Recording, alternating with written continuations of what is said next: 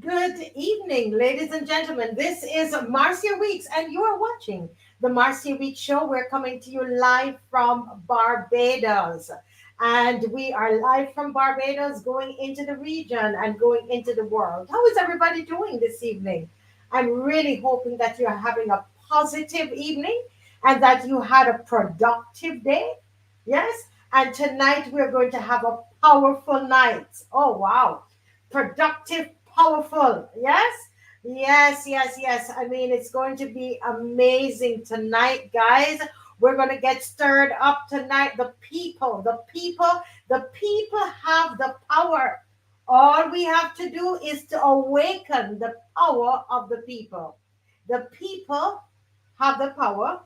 All we have to do is to do what? Awaken the power of the people. That's what this is all about tonight. I am ecstatic to be here with you, Barbados, tonight, the Caribbean. This is going to be very, very powerful tonight. Are we ready? Are we ready? Are we ready? Wonderful. Let me just welcome. It's me. You know, I have to take the time to welcome you because this is all about the people. This is a people station. People station. You will not see any ads on this station. It's me. Good evening, Judy Dilks. No ads are going to be on here because nobody owns us. Nobody can say, well, you're running my ads and, I'm paying you this and therefore you have to do this. No, no ads on here. This is being preserved for the people of Barbados. You hear what I tell you? We have this is our gift. This setup here, this platform is a gift. It's a gift. Yes. Oh, wonderful. Joyanne, how are you tonight, my dearest Mildred? Erwin Nurse, how are you? Patrick Designs, how are you doing? CG, when am I going to bless my eyes upon you? CG, and CG does all of the placards for us. CG, I wonder if you need to do some stuff for the water for us. I'm wondering, CG. We need to chat. That's coming up on the 27th, Sunday the 27th. And right, we're going to be. Well, I'm saying Independence Square. We're talking about St. Lucie. So we are right there at the Anglican Church, right in the car park. We're going to come together and we're going to leave out from there for the motorcade. Yes, water is a basic right. Clean water is a basic right, people. The people have the power. All we have to do is to awaken the power of the people. Clean water is a basic right. That's what our motorcade is going to be moving under, parading under.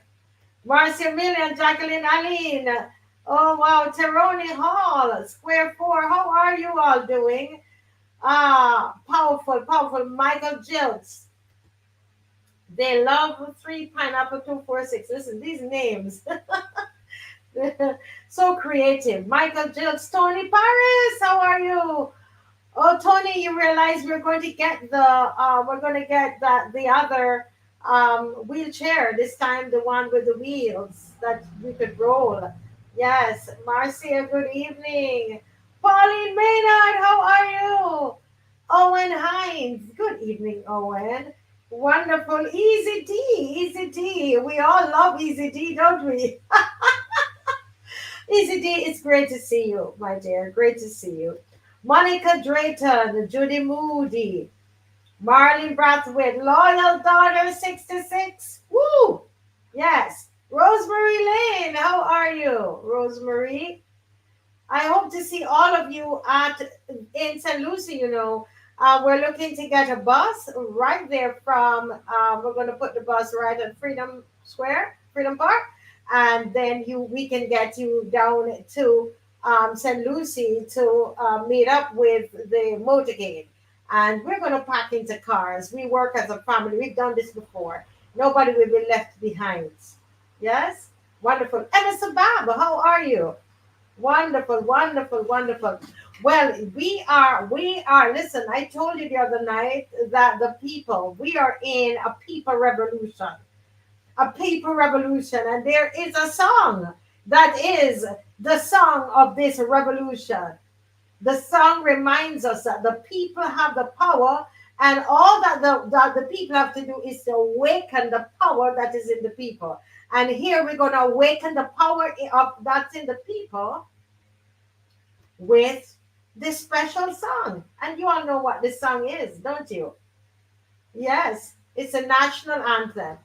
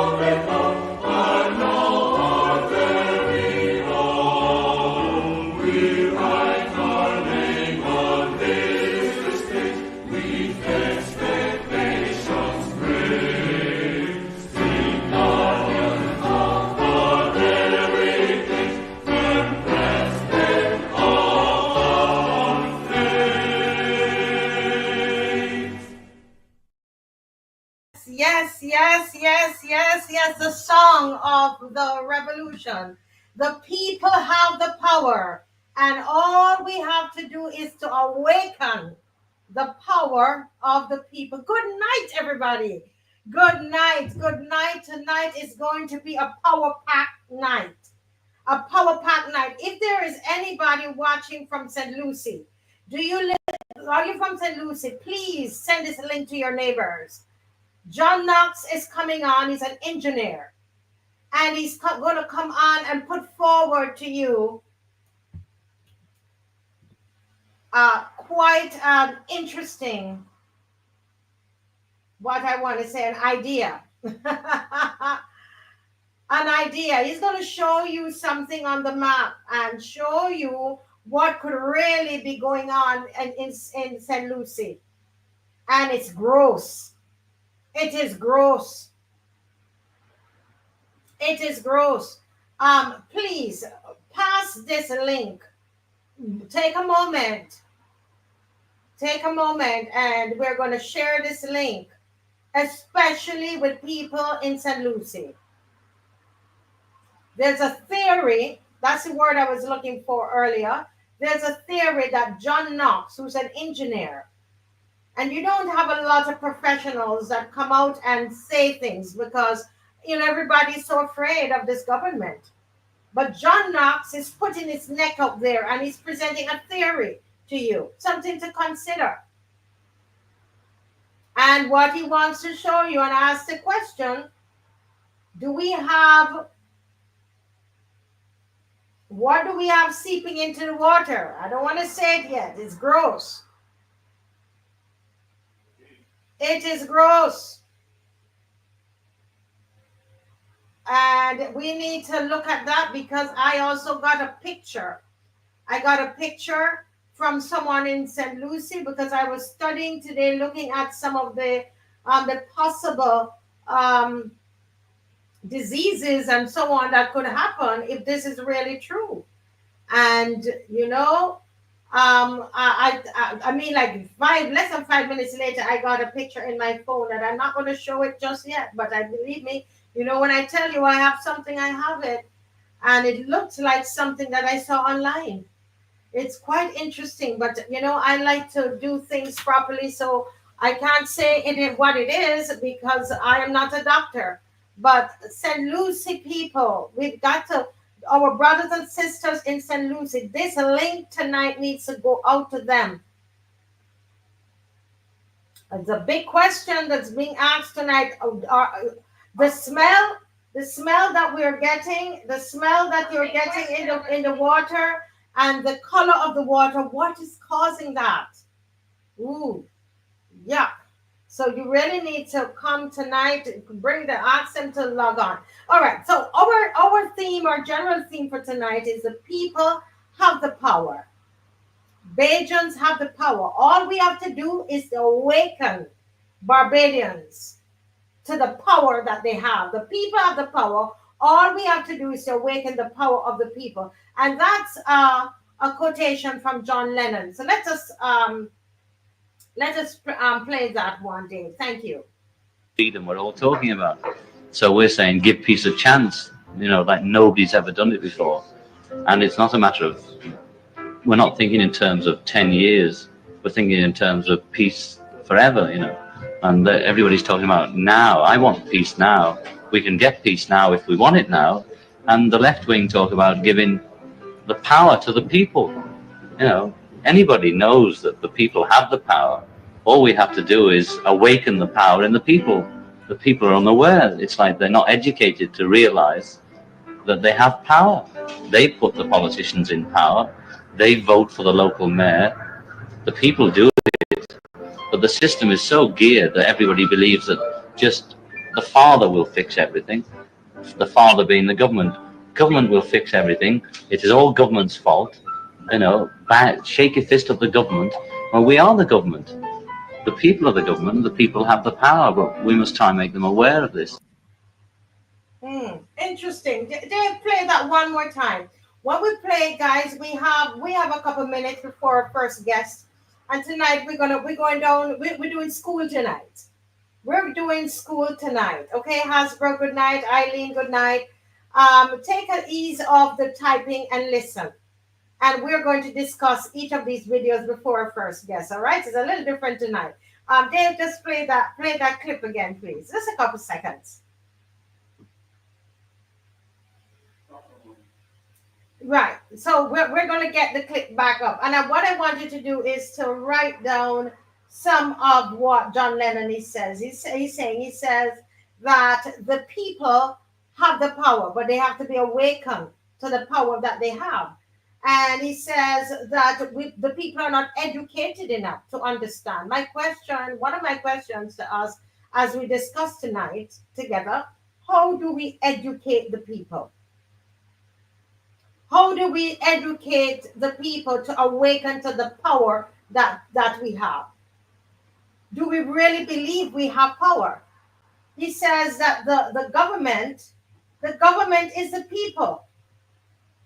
Is that true? Do we really believe that? How is that?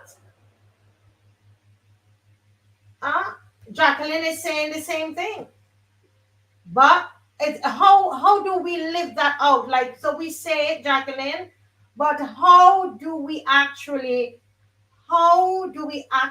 live that out in this country and through wherever you're watching from? Let's take a little time tonight, about 10-15 minutes, all right? Let's watch it again and make some notes, right?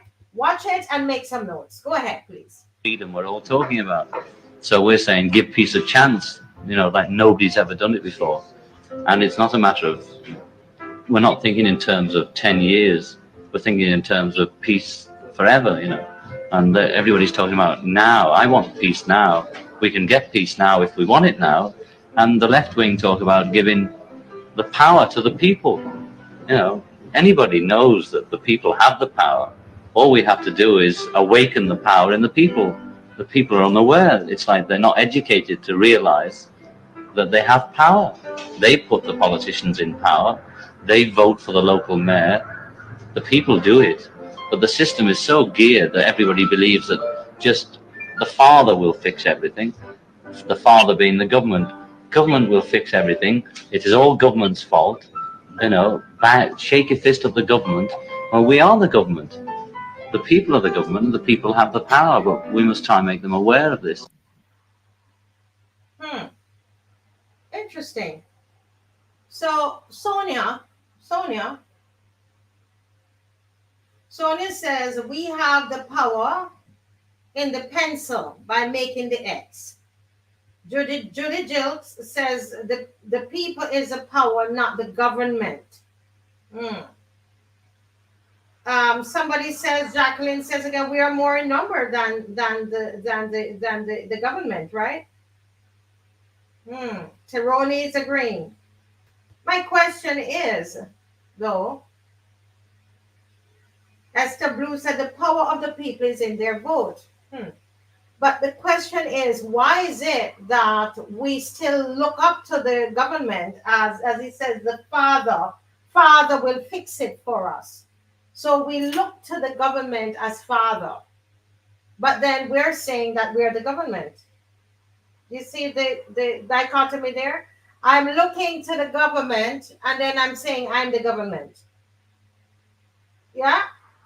There's an issue there. We have a problem there.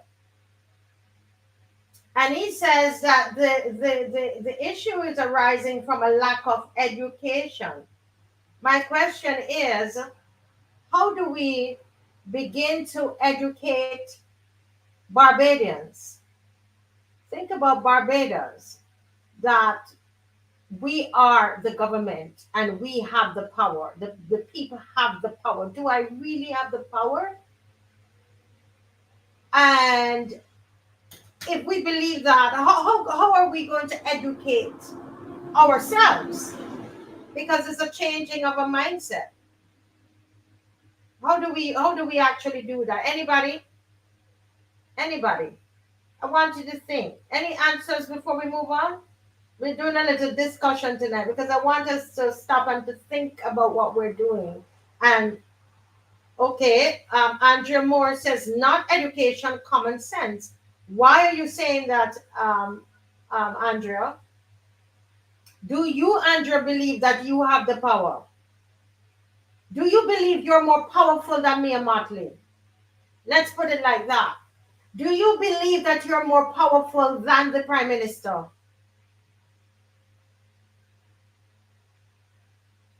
Peter King says we have the power. That's why we are rising in our peaceful revolution to show our power to this BLP corrupt government. Anybody come up with ideas of how we're going to educate, all right? So think about that. Think about that, okay? Oh, good question. Somebody asked here. Loyal Daughter 66 says, are we even sure that the majority of Bajans want to be educated to this power, or do they prefer the status quo? Do they prefer what they are experiencing? Do we prefer to keep looking up? Or are we going to take responsibility in our own hands because we are the government? Do we really want to change?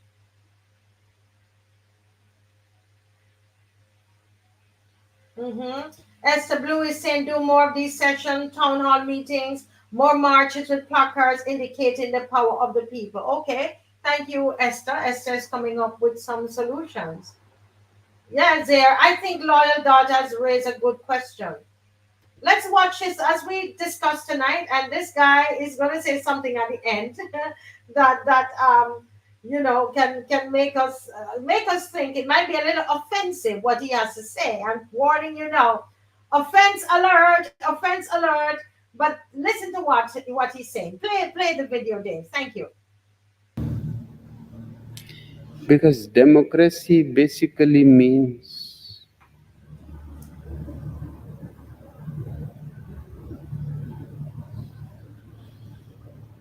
government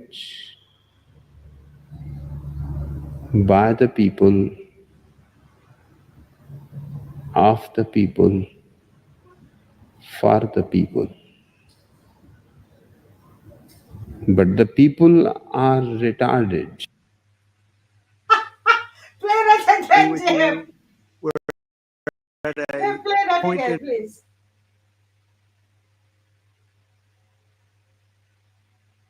Listen, listen. Let's hear that. Let's hear that again.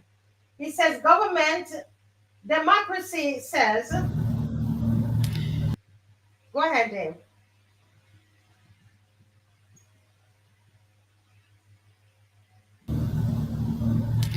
Because democracy basically means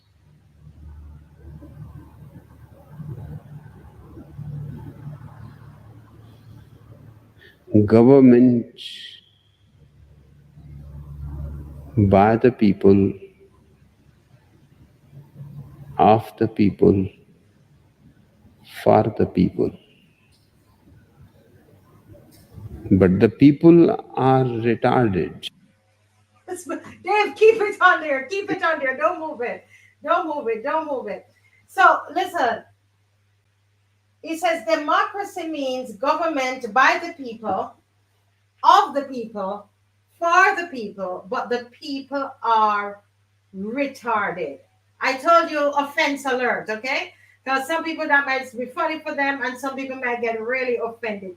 Do you think so? So when you see retarded, take it into the literal sense of retardation, meaning that the people's minds have not been developed at the stage to actually believe that they are the ones with the power.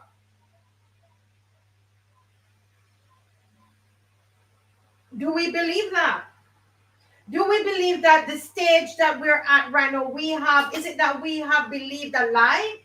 That the people that are in government, that they are the ones with the power? Is it a lie that we have believed since we were born up until now? It's a question to think about. To think about the fact that our people in St. Lucie, have been having discolored water and issues with their water, lack of water issues for over 30 years. Think about it. Over 30 years they've been having this problem. I want you to think. Think about it.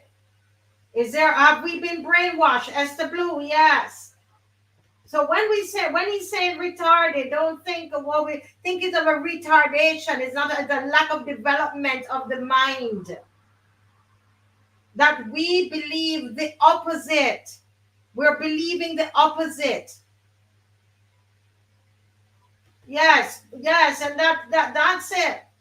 That's it. The whole goal of public education.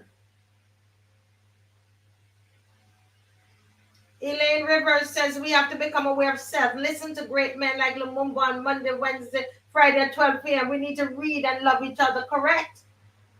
Correct. Lumumba is on Facebook. He was on here the other night. Monday, Wednesday, and Fridays at midday. Nigel says we have been bewitched into accepting the filthy lies of criminal governments. So we believe that actually peace, give me a call, please. Peace, give me a call. We're almost closing in on our the getting the refrigerator. It's not for her, she's trying to get it for somebody else. Wow, a hurricane writer. You need to come to the front of the class. Look at what she says.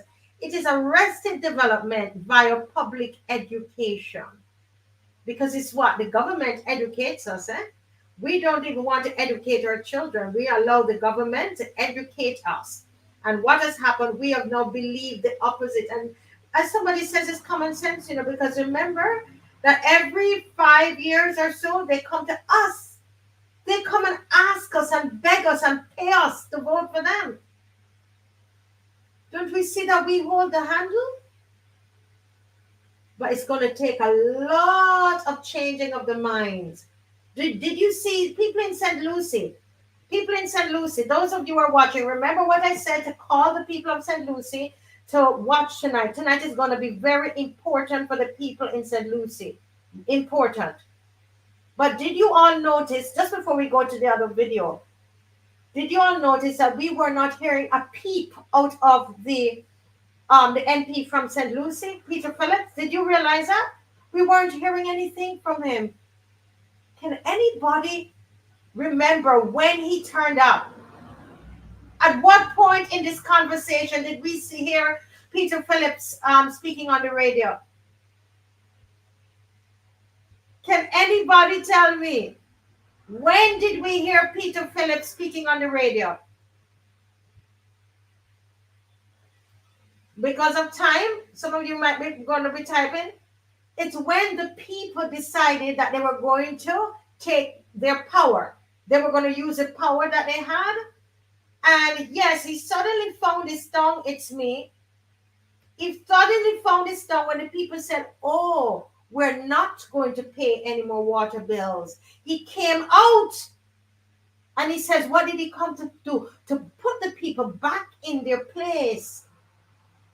Dumb them down again and let them, cause them not to be awakened to their power, because they have a power, the power in their pockets to decide we are in their pocketbooks and in their bank accounts that we are not paying. And then what did Peter Phillips come and say?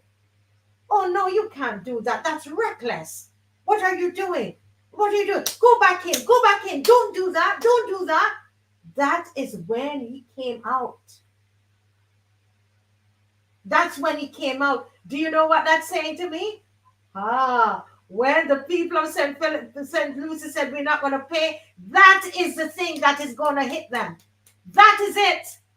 Right there. You would have awakened to your power. Let's watch this other video.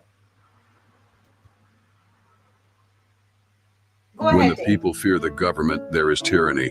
When the government fears the people, there is liberty. A government accountable to its citizens is the foundation of freedom. Thomas Jefferson. Play again, please. Play that again. Play that again. I want everybody to listen. Listen to what he's saying. Because it is about changing our mindsets. Okay? He says, when the government fears the people, what happened? When the people fear the government, do our people in here fearing the motley government? When the people fear the government, what happens? Listen again. But when the government fears the people, let's play that again, please. When the people fear the government, there is tyranny. When the government fears the people, there is liberty. A government accountable to its citizens is the foundation of freedom. Thomas Jefferson. A government that is accountable to its citizen is the foundation of freedom.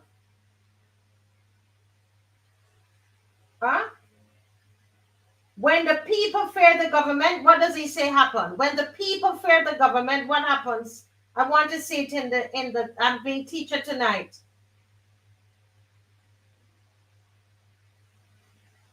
When the people fear the government, what happens?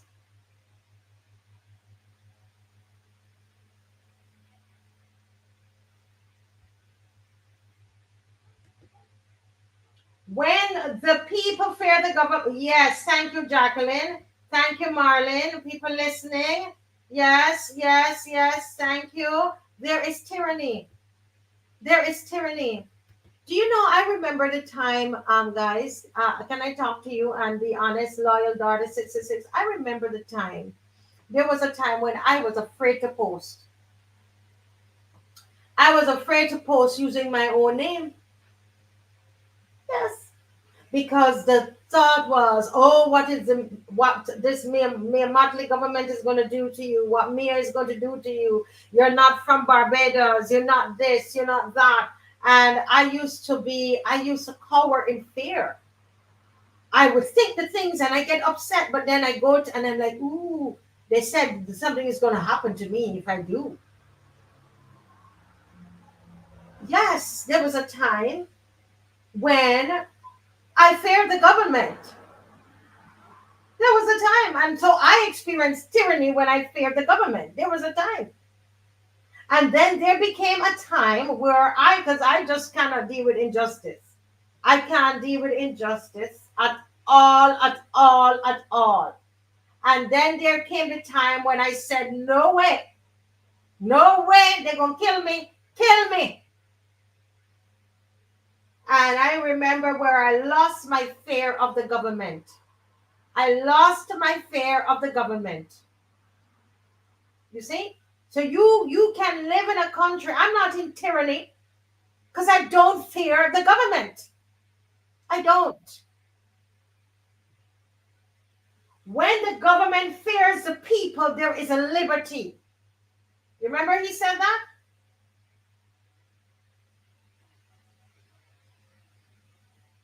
When the government fears the people, there is liberty. When the government fears the people, when the Barbadian government fears Barbadians, then we have liberty in this country. You know what they tell us? That when that happens, there's anarchy. You see the education? Ah, ah, ah. When we realize that these are people that go to the toilet, just like me, just like you. They eat food. They sleep and thing run down their face like everybody. They bed. There are people with blood running in their vein. They're like a blade of grass that you see outside there, and the wind blow on them, and they are just like me. They are just like you. When we understand that, and we strip off of them all of that power that we give them, and the accolade and all of that we give them, and the bowing and the gesturing and all of that, and we see them naked, powerless. You know why? Because we can afford to see them powerless because we did that. We gave them the power 6 years ago. That's the only reason they're in power. They are forever grateful to us, and we must never let them forget that. Never. Yeah? We must never let them forget that. Barbados does not belong to the government or any corrupt politician. Don't you ever let them fool you with that. The people have the power. All we have to do is to awaken the power of the people. Dave, play that last one before we go. I see my guest is here. Last one. Liberty has never come from the government. Liberty has always come from the subjects of it. The history of liberty is a history of resistance. Liberty has never come from the government. Liberty has always come from the subjects of it. The history of liberty is a history of resistance. Wow. Liberty has never come from the government. The government can't free us. Oh, wow. That is deep. That is deep.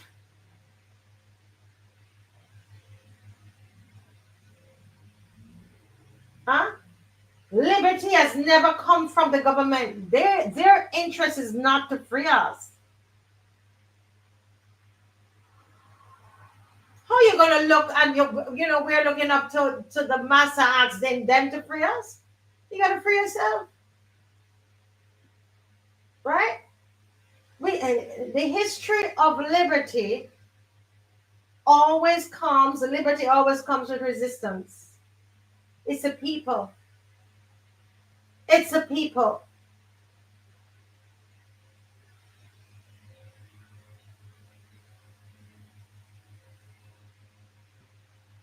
Listen, folks. Yes. Yes, Michael Nurse. And I agree with you. Michael Nurse, come to the front of the class. Michael Nurse, come to the front. Political theory and political reality. I understand. And the way we're going to change that is what? Changing our mindset. There's a mindset. There is a mindset that has to change. There's a mindset that has to change. I don't have time tonight to talk to you about what happened in the Philippines, right? No, I don't have time to do that tonight, but we'll do that as we continue to speak on this, because I think it's so important that we understand that we've got to free ourselves from the fear. Yeah. St. Lucie people, we have something coming up for you a little later. There's an engineer that is going to speak, and he's going to propose a theory. He's going to show you something tonight. He's going to show you something, and I think it's something that once we see this, then we have to make some demands of the government. We need that water tested. They've got to test the water and tell us what is in that brown stinking water. The brown stinking water. They've got to test it. But let me just bring my guest in. Good night, Mr. Millington. How are you? I'm doing well. How are you doing? I am doing great. I'm doing great. I'm telling you, I'm having a wonderful discussion with my Barbadian family. We're talking about the fact that the people have the power, and all the people have to do is awaken the power that is within them. And I know you believe that. Of course, indeed. I think anything less than that is not only substitute, feudalism. I would call it feudalism. Right. Yeah. So, do you wish me to start? Go right in, or? Yes, go right ahead. Go right ahead and jump in. So tonight, before we get into tonight, we have Mr. James Paul, who's going to come a little later, and he's going to talk to us about the milk that we're getting. That the milk that they're advertising is milk is not milk. Oh Lord, I tell you, this show. James Paul is coming on to let us know that it's what the recent milk. Remember, there's a milk shortage and they're selling milk. It's not real milk. People, call the neighbors. Send out the link, please. Send out the link. And he's going to talk about also the shortage of milk and how it's affecting us importing milk, how it's affecting the farmers and a whole other thing. And then right after that, we are going to go into the engineer is going to speak to us about St. Lucie. And that, I tell you, Abraham, that's going to be a big one. Now, tonight, Abraham, we're going to take a couple minutes, and Abraham is going to talk to us about music. Abraham is a musician, and he's a past police officer, correctional officer, and he is here tonight, and he's going to talk to us about the power of music, and music connected to organized crime, music connected to the underworld. So over to you, Abraham. Could you bring the slides up, please?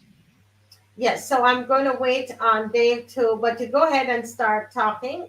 He's going to, might take a little time. Okay, well, essentially tonight is just going to be dissecting the lyricism within our music in the Caribbean. And there's a reason I'm going specifically to Jamaica, as I'm dealing with dancehall music, promote dancehall music, not normative lyrical violence. Okay? And is this a correct slide? Yes, it is. It is. Thank you so much. Yes. Yes.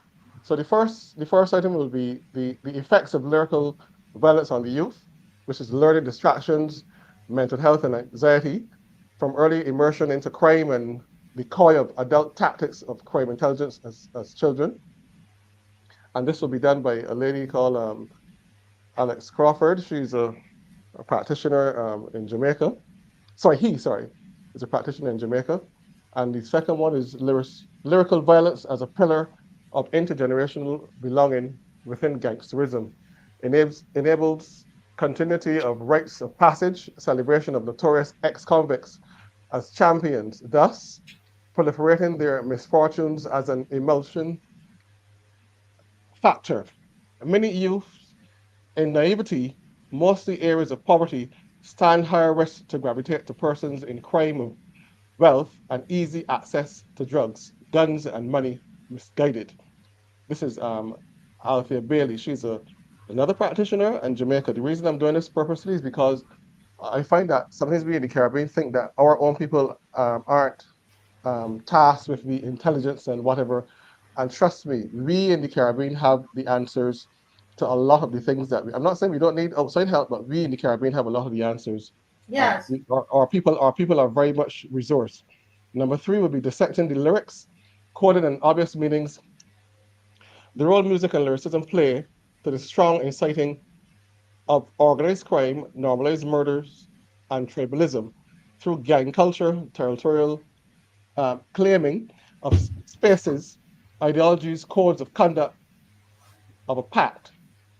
This is this will be featured by a magazine called Dancehall Mag Yes. and their mission.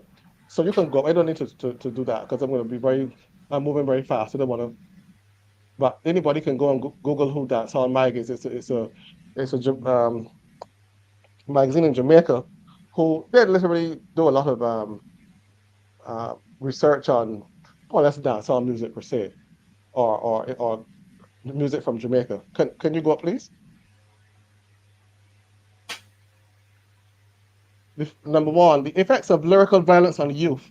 Learning distractions and a major contributor to early immersion into organized crime as a glorified fad through music and culture. Mental health and anxiety from early immersion into crime.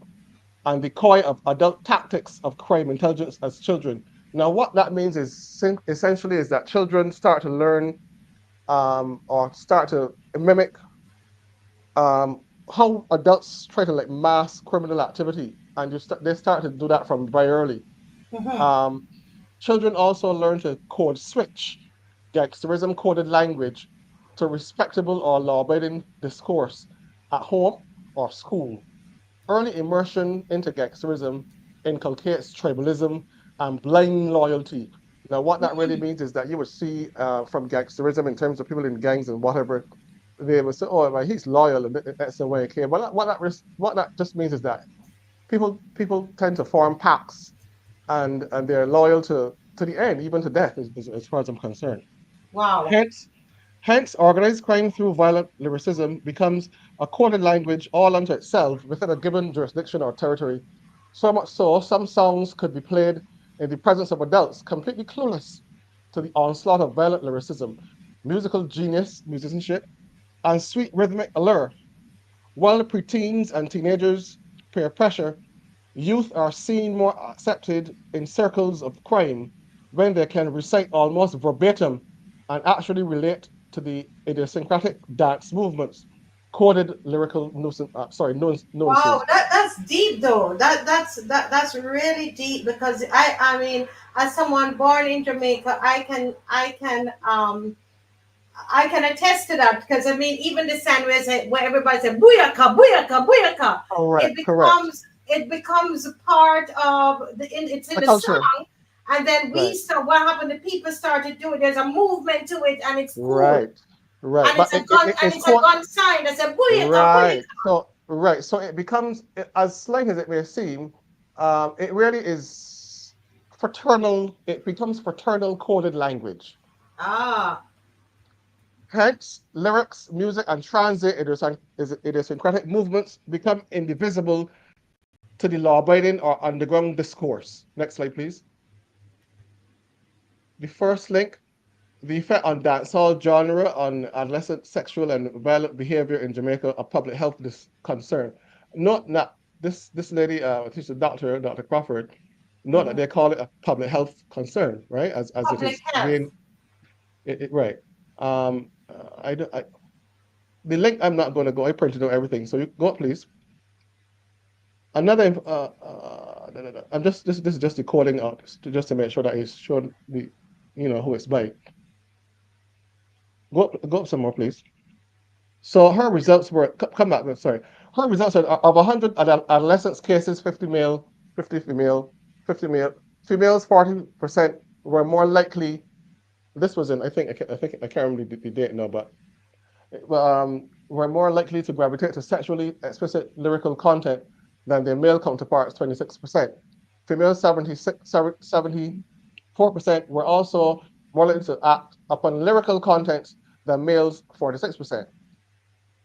There was no significant difference where males, 100%, and females, 98%, subconsciously sings the dancehall lyrics even without hearing it, as well as inspire their dreams, 64% and 62% respectively. However, more females, 74%, than males, 46%, acted on lyrical contents on the dancehall genre. So the conclusion, go up please. There's a correlation between hardcore dancehall genre and the sexual and violent behavior of adolescents. But isn't that interesting that and I know we're trying to rush through, but you can you going to come back another night because we don't want to. This is good information, and we don't want to just jump Slide over over it. it. So But is it, I'm deliberately slowing you down. So based on this research by this and these are all Caribbean people doing this research, which is at what the I love. University of the West Indies as well? University Correct. of the West Indies, the women, the young girls, they tend to react, more, or to the respond more to the dancehall lyrics than the The, guys. yeah, and I think that what I find, even in as I was doing a lot of research, the reason I didn't make a lot of my research known is because I am yet to start like writing, and the reason I didn't want to do that it's not because I didn't know what to do. I couldn't do anything. I find in the Caribbean right now we have to watch it because the same way how Caribbean women are more risk averse in the sense of business, and you find that there's no offense to the men, but I find that most Caribbean men are very, very industrious, and you find that they're very like they're thrifty and stuff like that. Same way they are thrifty and all the good things is the same way it happens in the underworld. But the crime scientists and crime whatever it is has not really made that known that a lot of the um, women too are very much upfront in crime masterminding, and Wow. I think that what has happened is that the fact that the ego of the Caribbean man is so that they don't really want to believe that women are equally intelligent. I think that's an issue in the Caribbean man. I find that even up to today, a lot of men still give women a very, very hard time as like they think that women are less intellectual than they So are, which is you're saying as somebody who you have been a police for many years, worked in the police service, you're saying that, and based on this research, that sometimes the women they are more affected by the violence in the songs, and you are even going on further to say sometimes they are greater masterminds of the of course. violence. Of course, but it's just that it is. I find that the systems within the Caribbean are a little soft as it relates to highlighting female masterminding of crime, and don't worry, it will catch up very shortly. It will catch up. The second link. This is by Miss Bailey. She is at the Department of Community Health and Psychiatry at the University of West Indies. And, Wow. and I'm doing this purposely to show that we have people in the Caribbean that are very capable. Can Yes. can go up, please. This is her. This is just her opening. She's saying that violence among adolescents is an important issue in the Caribbean and has begun to receive much attention in developing countries. In recent years, Jamaica has suffered from an epidemic of violence against the person that has left many individuals dead and many more wounded and physically disabled. Unfortunately, crime and violence are an entrenched part of Jamaican life. Even more unfortunate is that young people are the main perpetrators as well as victims of crime. The Jamaican Youth Risk and Resiliency Behavior Survey, this is 2006, by the way, looked at youth involvement in violence both as victims and perpetrators with respect to occurrences both in the home and wider community. And of 15 to 19-year-olds reported involvement in violence in the last 12 months, with males reporting a higher frequency than males. And what I would, okay, skip that and let's go down to the other part. Yeah, that is interesting. What I really like about what you're doing, and I know we said it already, but I love the fact that this research is coming out of the University of the West Indies, because sometimes people will say, well, that's from America, No. In but short, it's right here. It's right here. But continue, please. children and young people, 15 to 24 years, make up 40% of murder victims, according to the National Crime Statistics. Mhm. In addition, the Caribbean Youth Survey reported that 1 out of every 13 students has been knocked unconscious at least once from a fight or other violent act. Even where they are very direct victims of crime, many adolescents are affected. Over 30% of adolescents reported concern about fighting or violence issues at home, while 50% worry about violence in their communities. So already you can Pause, see, pause. Oh, yeah, go ahead. Go ahead. I have something to right, say about that. right. So essentially what we can see in the Caribbean is, in my opinion, the governments of the Caribbean are not really looking at the nucleus of the crime, the nucleus of the crime, as I kept saying in one of your shows earlier when Mr. John was on. I was not trying to like target the primary school children, but it is really the primary school children. If you allow primary school children to run wild, I know that children have their innocence, but you have to curb from that age. And it is not okay to just knock a child in. It's not just okay to knock a child unconscious. If you realize, if at that age of so-called innocence, you allow them to say, okay, it's okay to just knock some person unconscious. When it's only obvious that when they get to like 12 and 13 and 14 and 15, they're going to do the same thing. So it is from that age that violence has to be curbed, and not just seen as, oh, they're just playing, no, it's not. It's not cool to that. It's not cool. So I want to get how much more time do I have, because there's something. Yes, you have another 10 minutes, but just for tonight, because we're going to keep this going, please. This is so important. I'm hoping that you can come back at least by Monday night. We Well, would if love it to says I start only there have 10 Monday. minutes, let me go straight down to the meat of the matter. Keep going further down. I want to go to the accounts. Where you see accounts, it talks about the accounts. And when you come back, you're going to have to pick up from when you skip over, because this, I Yes, tell you, this is fantastic work you're doing yeah, here. but this is very dense. So let Okay, me. go right. Where does it go to? Where can you find it? Uh, yes, Yes, right. outcomes of So right. children. So then I'm going to go to lyricism. Children and young people 15 to 24 years make up 40% of murder victims, according to the National Crime Statistics. In addition, the Caribbean Youth Survey reported that 1 out of every 13 students has been knocked unconscious at least once. Has this not been done already? Even where there are not direct victims of crime, many adolescents are affected. Over 30% of the adolescents reported concern about fighting or violence issues at home. This has been done. We have to go up, please.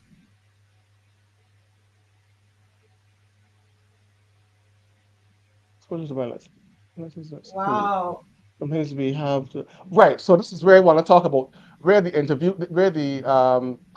clinicians were doing interviews of children, getting their first-hand accounts. Mm-hmm. So yes, violence is at school. Security guards and students. Here are the accounts of the children. Sometimes we have to lock up and house Lock and up lay the on the ground. house. Sorry, lock up True. the house and lay on the ground. It affects me badly. Last week, Tuesday, outside the school gate, 2 girls pushed and beat each other up. One girl scarred the face of the other and made her what? Made her lose respect. So because now hold on to that word respect, as you will see what I'm talking about later on when I go to analyze the lyricism. Stabbing and chopping always happen when people fight. Yes, big man and young boy want to force you to sleep with him. I witnessed 2 men shooting at each other in a car I was in. My father got shot. I was afraid. Let's go to the next one quickly. So these are things that the children are saying. A pox of children. We see a lot of people don't understand that we as adults keep focusing on the secondary school, but the children are being traumatized. So as children they're being traumatized, and then they go into secondary school already traumatized. The only way that they think to cope with it is to be rougher, you know. Excellent work, Abraham. This is excellent stuff. So the responses change as children age increase. There were mixed feelings among the 13 to 15-year-olds about tough, bad people. Some felt they were feared, not respected, while others saw being bad and tough as a legitimate way to earn respect. Most people respect tough and bad people. It's good and bad. When fighting, you don't cry so that people can respect you. Mixed responses were also given about people who use force, fear, or violence. There was acknowledgement that this behavior was not desirable, but some justification was offered in certain circumstances. They get that way because of desperation. No, I want to skip that, please. This is Althea Bailey, by the way. You can go and look her up. She's she's in the Department of Psychology. Sorry, psychiatry, health and psychiatry at university. You need to big up these people because I find that we big up people from all over the place, but we don't big up our own. Come down. This is the meat of the matter now. Let's come down some more. No, hold please. Hold please. Hold please.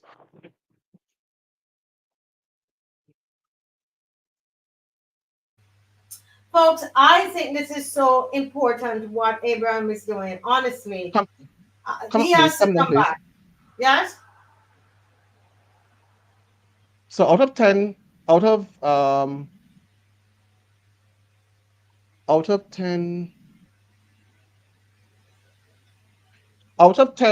songs, I'm actually going to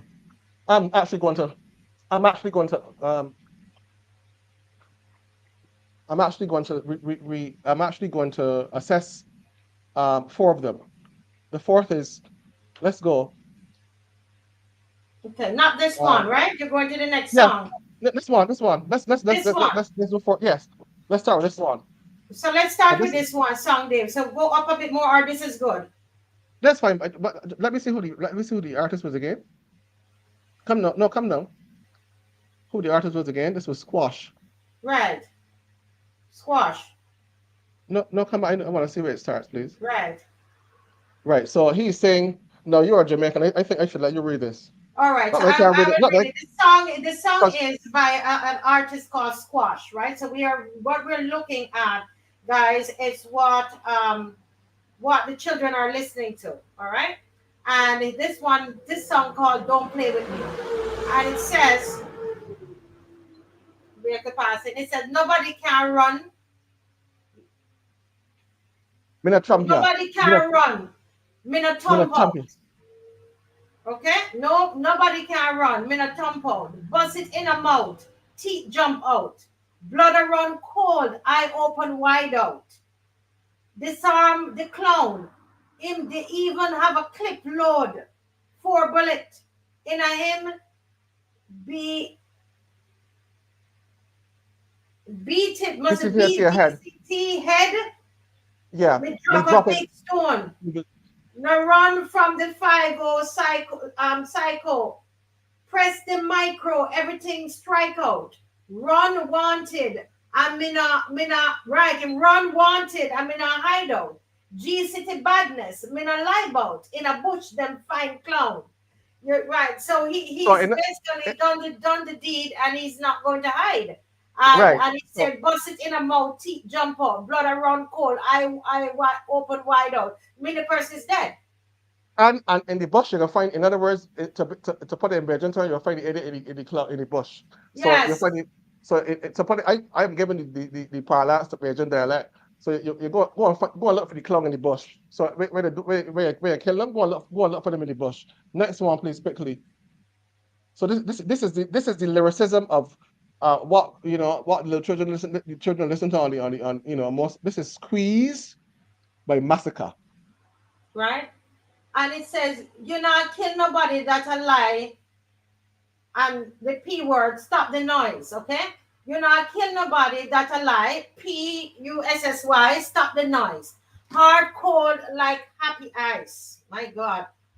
Cool the shot is size. Shallow grave man a drop in a it. Better watch it a hype.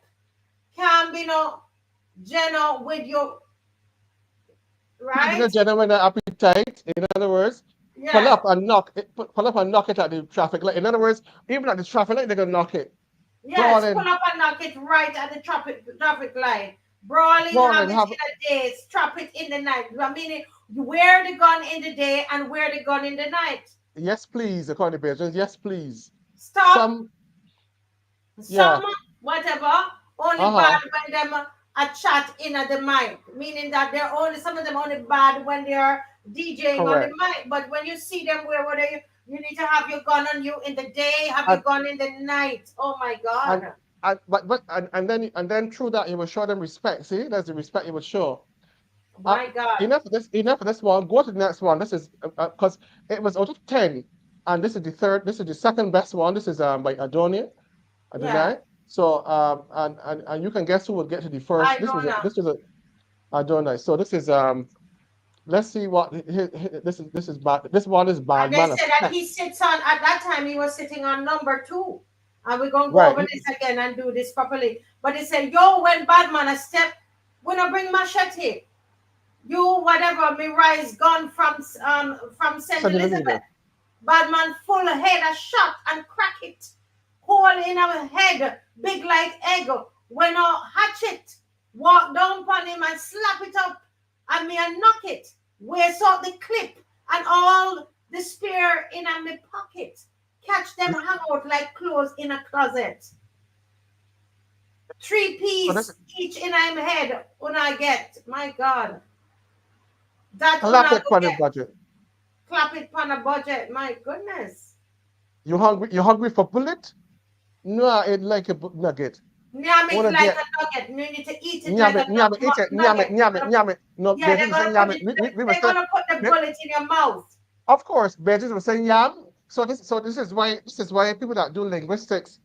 I mean, linguistics is very interesting because linguistics and criminology and all those things intersect because in the court of law, you would then understand what these terms mean, and then so somebody can't say something that will incriminate them in Jamaica and then say the same thing on another jurisdiction and say, oh, I didn't mean that. But when the linguist goes and say, okay, well in Barbados it means this though, or in Jamaica it means this though, or you see what I mean? So linguistics has a place as it relates to the contextual understanding of language. Let's go. Mhm. Sorry about Wow, wow, wow. Well, let me tell you, this is really. Anybody else finding this to be interesting?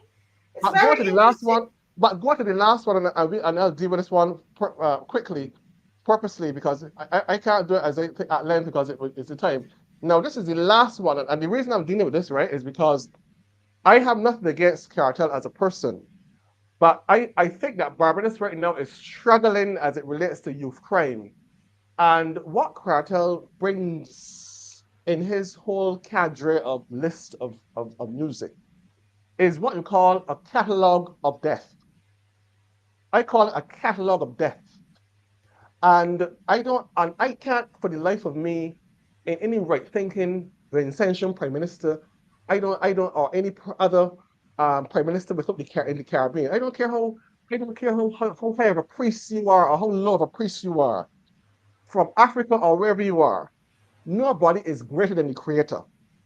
And I'm going to tell you that what you are going to dissect here tonight, I'm sure this is not what people want to bring onto the children of Barbados. Let's go. Now, this Wow. song, what's the Now, name? Cartel. I want you to know this particular song was number 1. Number 1. Remember that Jamaica is considered as number 1 or number 2 murder capital in the world. Okay. And we're looking at some of the lyrics of the songs. All right, guys? That's what we're doing. Look at it and let's see it for what it is, right? It says, "Coof, coof, coof, coof. Boy, a choke in a blood." This is one of Cartel's songs. Coof, coof, coof. boy a choke in a blood. Body stiff like it a float in a flood. Don't come in a waterford with a slug. Gaza rise, the rifle was soaked in a mud. When me a war, members say nowhere, no the far. Glut in a the transport, me dress up in a khaki. Khaki is uniform for the children. Right. Like the seed, a Calabar. Calabar is a school. High school. Correct, high school. It's a high school that he went to. So he's saying that, Correct. listen, they put it in his John Sport and they dress up in a khaki with a gun. Like the seed of Calabar at the school. This is a secondary school. Don't grab the girl with follower. When she go pick up your little boy, like Scarface with the bomb, we drive behind her. Yep. They call it stalking. Huh? Stalking, like stalking. Stalking, yes, like yes. Him never do it, but me not care who in the car.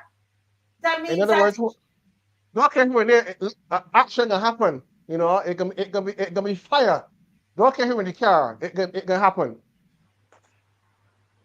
And some of this here is being played on public transportation in Barbados.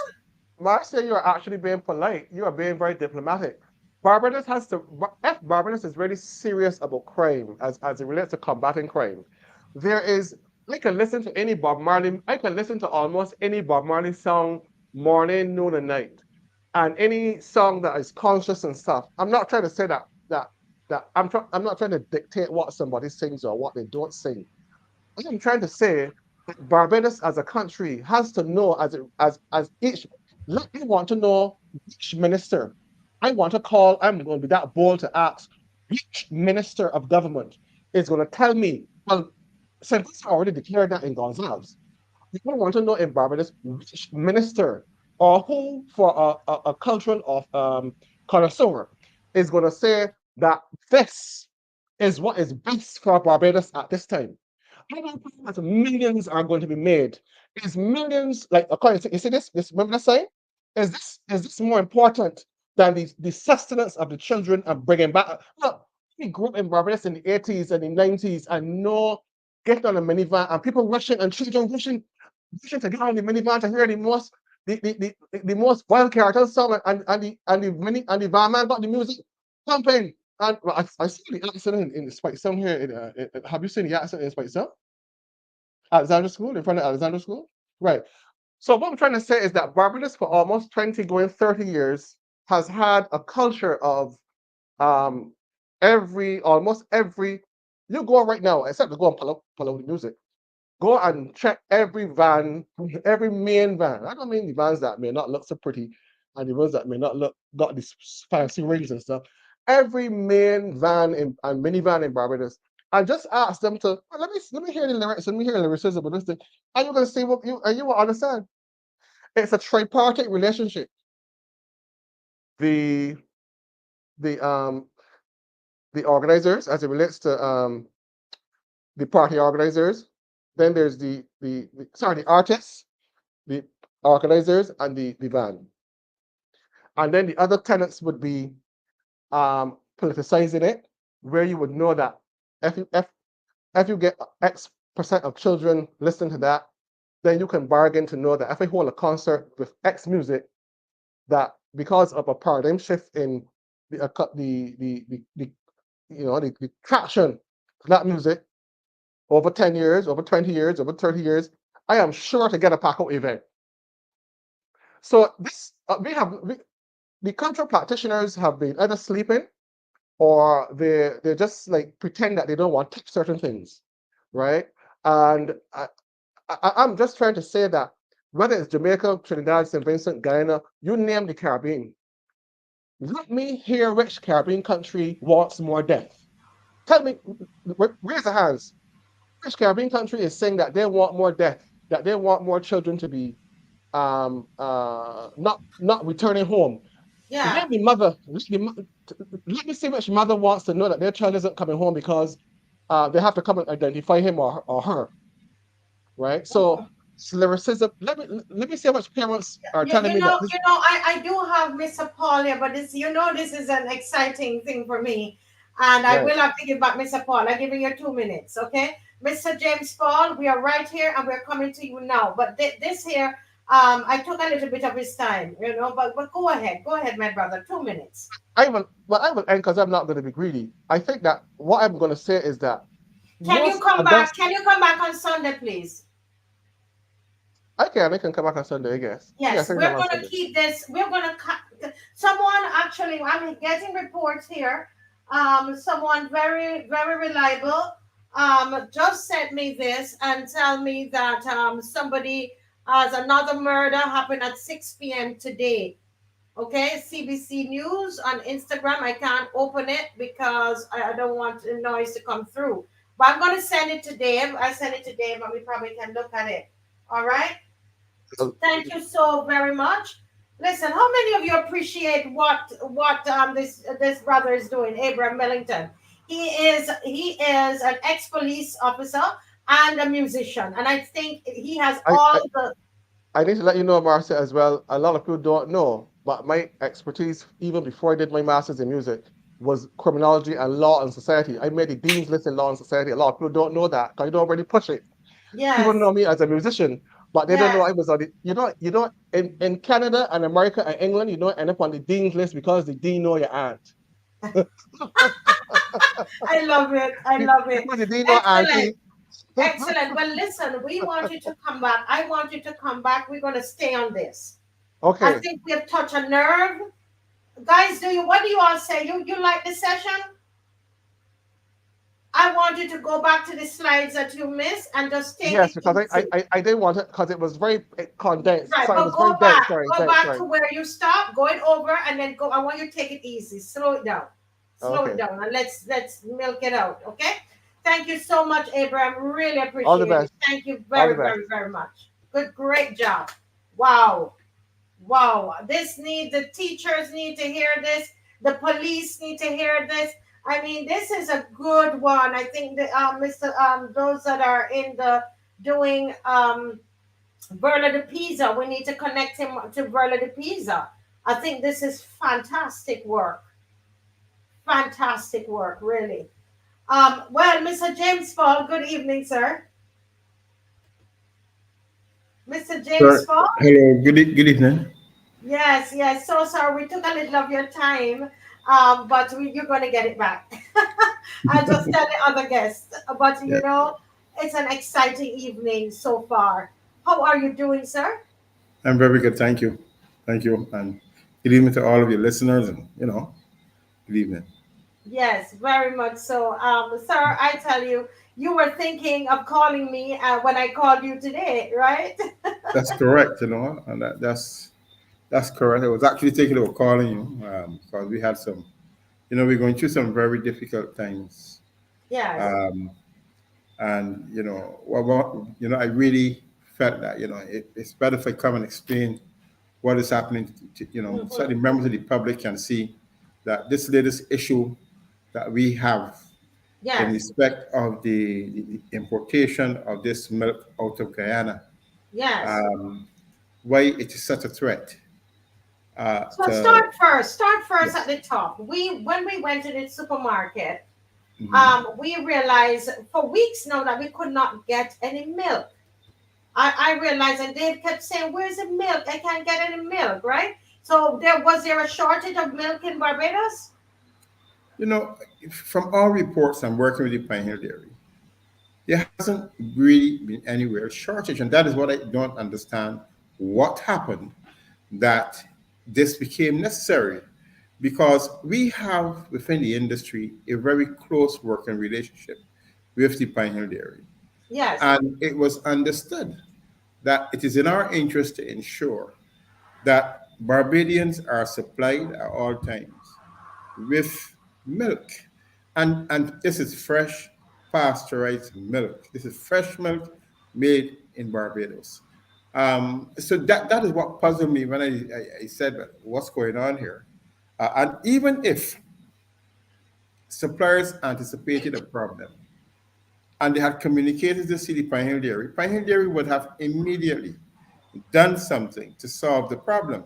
So when I read the story and I heard about and this talk about shortage, if for instance we are working well with each other in Barbados, and that's one of the points I want to make, because we seem to be cannibalizing each other in this country within the Mm. private sector. Where before that, I thought we were working for common Barbados, in which we want to ensure that, all of us play our roles, that we at least try to ensure that, for instance, that farmers are able to make money, the supermarkets are able to make money, the middlemen are able to make money. In other words, everybody plays a role for Barbados. And it seems to me as if that has broken down. So what kind of communication went on between the persons or retailers at Pioneer that could have suggested to them or anyone that there was a necessity to actually go there and import milk? Certainly, I don't know what went on, but as far as the discussion within the industry was concerned, there was no necessity. And we had already worked out a formula that in the event But let that me ask a question though. Why was it that when we were going to the when we got to the supermarket, we could not find milk? this I find strange. Let me just say, I even want to refer to another section that happened today, which is very curious. That we have a situation where it is reported on social media and in some sections of the press that, for instance, one fast food establishment, um, they they had to close two of their outlets because they could not access poultry. Now, one of the things, and then of course there is this tempting thing to say, oh, as a result of that, it means that there's a shortage. Now, because of the fact that your supply chain, that particular supply chain between, say, the producer and the buyer is disrupted, it does not mean at the same time that there's a shortage. He might not have access to chicken, but other persons clearly have access to chicken, so he has a problem, right? Mm. And then what they are seeking to do in many cases to extrapolate that across the board in order to justify what they are doing. And I want to say, I will also say this, as was made, a point was also made in the section of the press by some of our farmers, where they actually pointed out and they said, now, remember that to a large extent, our fishing fleet in Barbados is compromised. Now, if you are not getting as much fish, and we have worked it out, and we know this over the years, that there's a competition between fish and chicken. Yes. So if you are not getting as much supplies of fish, it must impact poultry. And in that regard, then, therefore, you find that poultry consumption has actually increased above normal. Uh-huh. Okay? Makes sense. So even with that, I think that we also must understand this. But you see, what I'm concerned about is that there is this um, driving thing in us that seems to want to suggest that instead of us sitting down and working out our problems, working out our issues, and giving farmers the opportunity to respond, we have a situation where the first thing that they can think about is importation.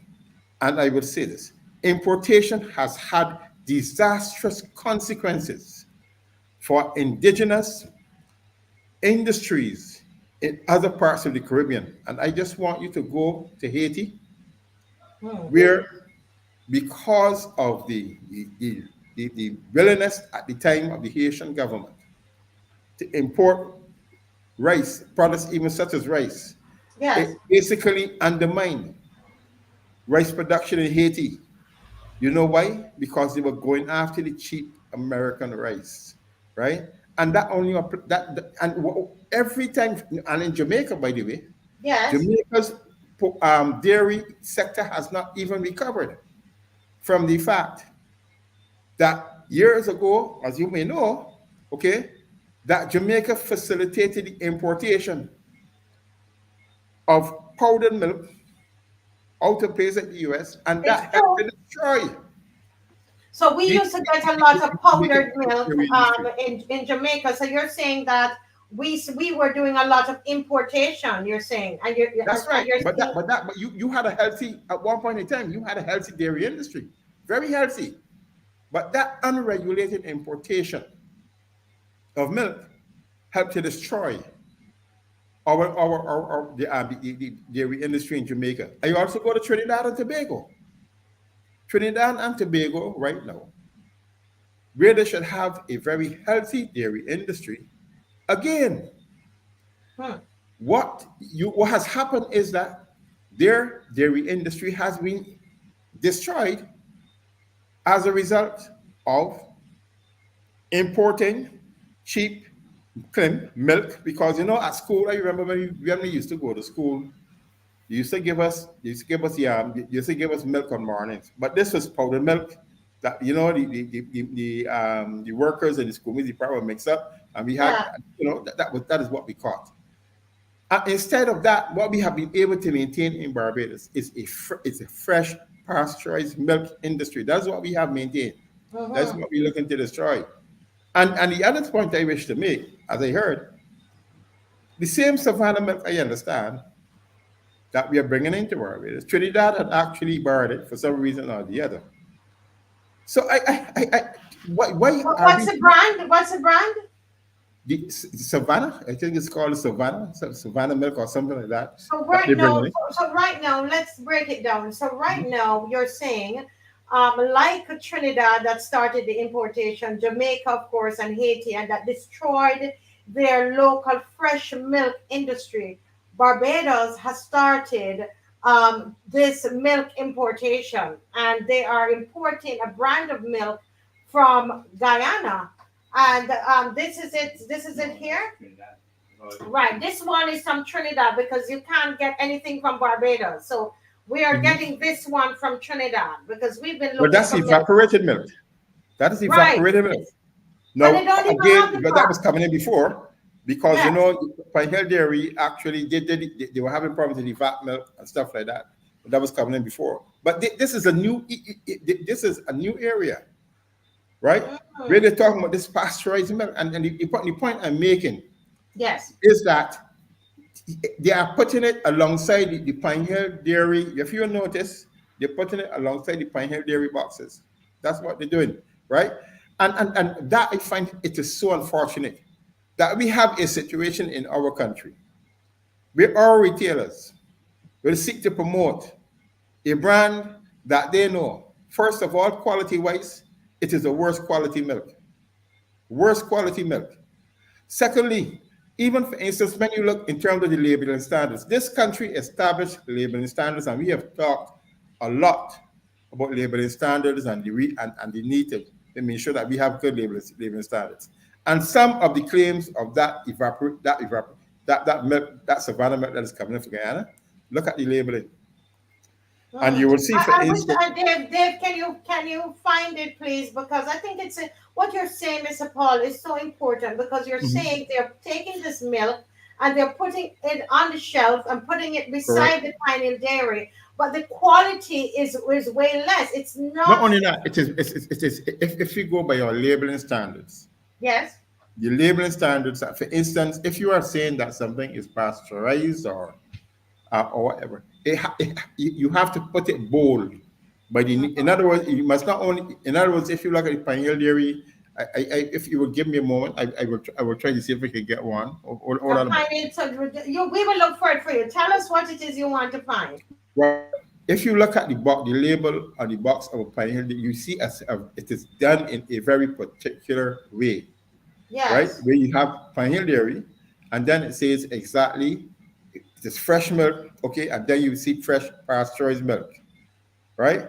But if Mhm. you look now at the one, this new From milk that's Guyana. coming, I'm sending it to Dave, right? We're gonna get it up, right? okay, Yeah. let's get it up. Let's get it up. Yes. Keep going. Okay, you will see that, for instance, there's a difference in the labeling, and Mm. if ah, this is the Thank you, Dave. okay.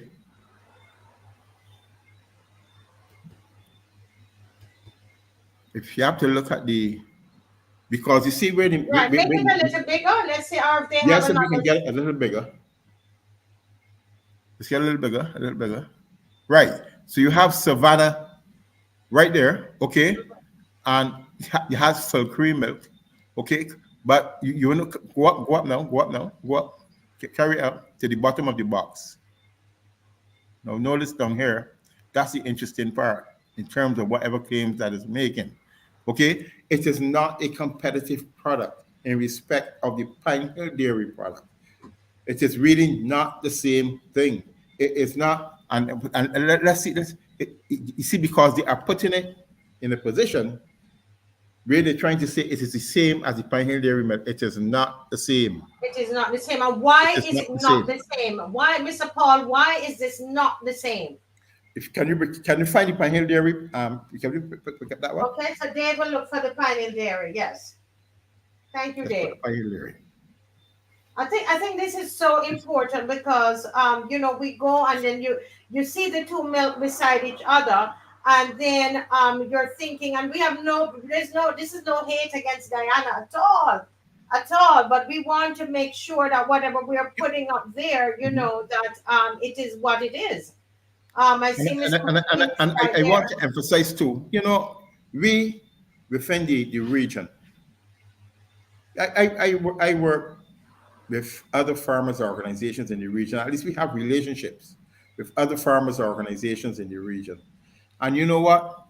One of the things that we respect each other to recognize that we should not engage in actions that actually jeopardize each other's livelihoods. Now, I would say to you, where are the farmers in Guyana that are actually producing this product, this particular product? So here it is, our farmers in Barbados are being asked to compete against a product, which first of all, you have to ask about its authenticity in terms of, is it really being produced to the extent that's being purported in Guyana? Here's the Pine Hill Dairy. Here's the Pine Hill Dairy. Fresh, 1% low fat milk. You see, 100% fresh farm, and you see how the label is. It's in other words, it is a critical part of the label. Okay. Yes. You see, it is bolder. It is right up there with the label. It is that is what the point I'm trying to make. But you see, the other little claims down to the bottom, they're sort of hiding it because what they're showing is Savannah. Okay, but it is not. It is. They can't say. They can't put that on it. So no, because it's something. The labeling is off. It's right? off. So let me ask you something, Mr. Go ahead. And you see again, the Pine Hill Dairy is providing you much more information on the milk in itself up front. There's no hide. Providing you much more information. And these labeling standards are things that have been fought for, as I understand it. So again, even from this point of view, why is a foreign milk being subjected to a lower standard than, say, our milk that is produced in Barbados? But even beyond that, what I'm saying, what is the justification for this milk being here? What is the justification? And the point I'm trying to make, Marcia, right, is that again, if you look at every other country in the region, Barbados takes pride of place of being probably, and I can tell you, I know Jamaica is struggling to get back its local dairy industry, but unfortunately, it is suffering from imports. Okay, Trinidad and Tobago is struggling, but of course, they bring in so much milk powder that, you know, that's it. They can't get where they need to go. Okay, but somehow, right, we managed to have this milk coming in from Guyana, and I will say this to you: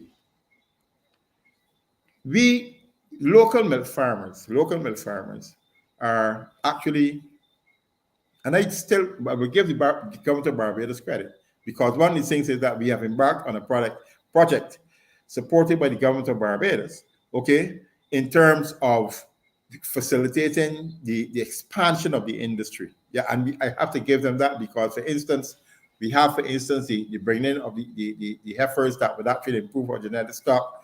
We have another grant going in terms of, you know, they'll be able to get affordable here, to make affordable silage. So the initiatives going on, and that the government of Barbados is supporting to help to expand the industry, but at the same time, and this is where seems to be some miscommunication somewhere. Why have we moved to this situation where now, okay, you have now us to compete with this milk coming out of Guyana. And I as I understand it, could be wrong, but I know a few months ago that the Trinidadians had actually banned this particular milk. There was some issues of it from coming into Trinidad. You're serious? So hold a minute, Miss McLean, you're hearing this? Because I'm going to go and research. I'm going to call Trinidad and research that. So you're saying the milk that they're putting on the shelf and putting it beside the Pine Hill Dairy, making us believe, because when you start to do that, Miss McLean, you started by association, you're thinking it's the same thing. But for some reason, Trinidad has banned that milk, and that milk is on the shelf. What are some of your thoughts, Miss McLean? I know I have the other guests there, but quickly. Yeah, well, I listened to James and he mentioned authenticity, and right away a couple questions came to mind. Is it a truly regional product? Are there components of this that come from somewhere outside of Guyana and outside of CARICOM? I don't know. I've not looked at the packaging, but I'm just asking that because I'm looking at the two packages. In essence, so that's the first question. Is it a CARICOM product? In other words, is it produced by Guyanese farmers since it's coming out of Guyana? Because it is positioned against fresh milk. Pasteurized or super pasteurized, whatever it is, but it's fresh milk pasteurized. So the question really, is it fresh cow's milk or does it contain some? Because right there on the whole milk and on the 2% milk from Pine Hill, you see 100%. Yeah. Which says to me that is fresh cow's milk. Or is this some form of reconstituted milk? I know if you look at evaporated milk, you'll probably see that there are milk powders in there, but this is supposed to be fresh milk. And so that is for me the question. I mean, fortunately, when I buy fresh milk, there's also a local product. It is not often easy to come by. It goes quickly. There's a farm in St. John that packages that, that they market the local fresh milk as well. So those are the questions I really want to ask, and that need to be answered, because at the end of the day, and the labeling here, because you had to enlarge it, I am not sure. So it says full cream milk, but I'm looking to see if anywhere it says to me fresh cow's milk, because when you position it against the package, the boxes that we saw from Pine Hill, that is fresh cow's milk, pasteurized, right? And so that is really, those are the questions they need to ask whoever's importing it and whoever's given permission for it to come in. And this is an issue that the Minister of Foreign Trade, who goes to CARICOM meetings, who go to COTED, Council of Trade and Economic Development, this is where discussions about the products that are allowed to move between the islands and, well, the states, because every member of CARICOM is not an island. But so those are the basic questions. What is it that that is being offered? And all I would say to consumers, look at the two boxes, read the information that is provided to the consumer, and determine what it is you want to buy. If you want to buy, as I said, I asked the questions because I cannot see it from the label, and I haven't looked at it and I haven't seen it. Well, I haven't gone near that area. The last two times I went into the supermarket, which would have been this week, including this evening. And so I certainly will look for myself and ask those questions and read the labels, because from what I'm seeing, the labeling, the information on the packaging, certainly on the front of the package, because I presume what we're seeing is the front of the box, is really scanty compared to what we see in relation to the fresh milk from Pine Hill, the pasteurized milk from Pine Hill. But thank you, Miss McLean. Mr. Paul, I know that there's some other issues, and that we need to have you back on, and anytime you're on, the people love it. So we need to keep this, Miss McLean. We need to have a roster with him coming on, because this is, I'm going to be looking out and on for this milk, and I want everybody, because we love Guyana. This is not about hating on the Guyana people. I want us though to take the name of the milk and research it, because online you might be able, Mr. Paul, to see the ingredients in the milk, because we Yeah, can't see it here. But I think we need to look this up. Mr. Paul, what's your final word before we go? I just want to add, look, we say that we are serious about food security in the region. And we say that we want to encourage our populations to be consuming safe, nutritious food. And we also go by the maxim that fresh is best. And I have no desire to undermine our local Caribbean production of foods, right?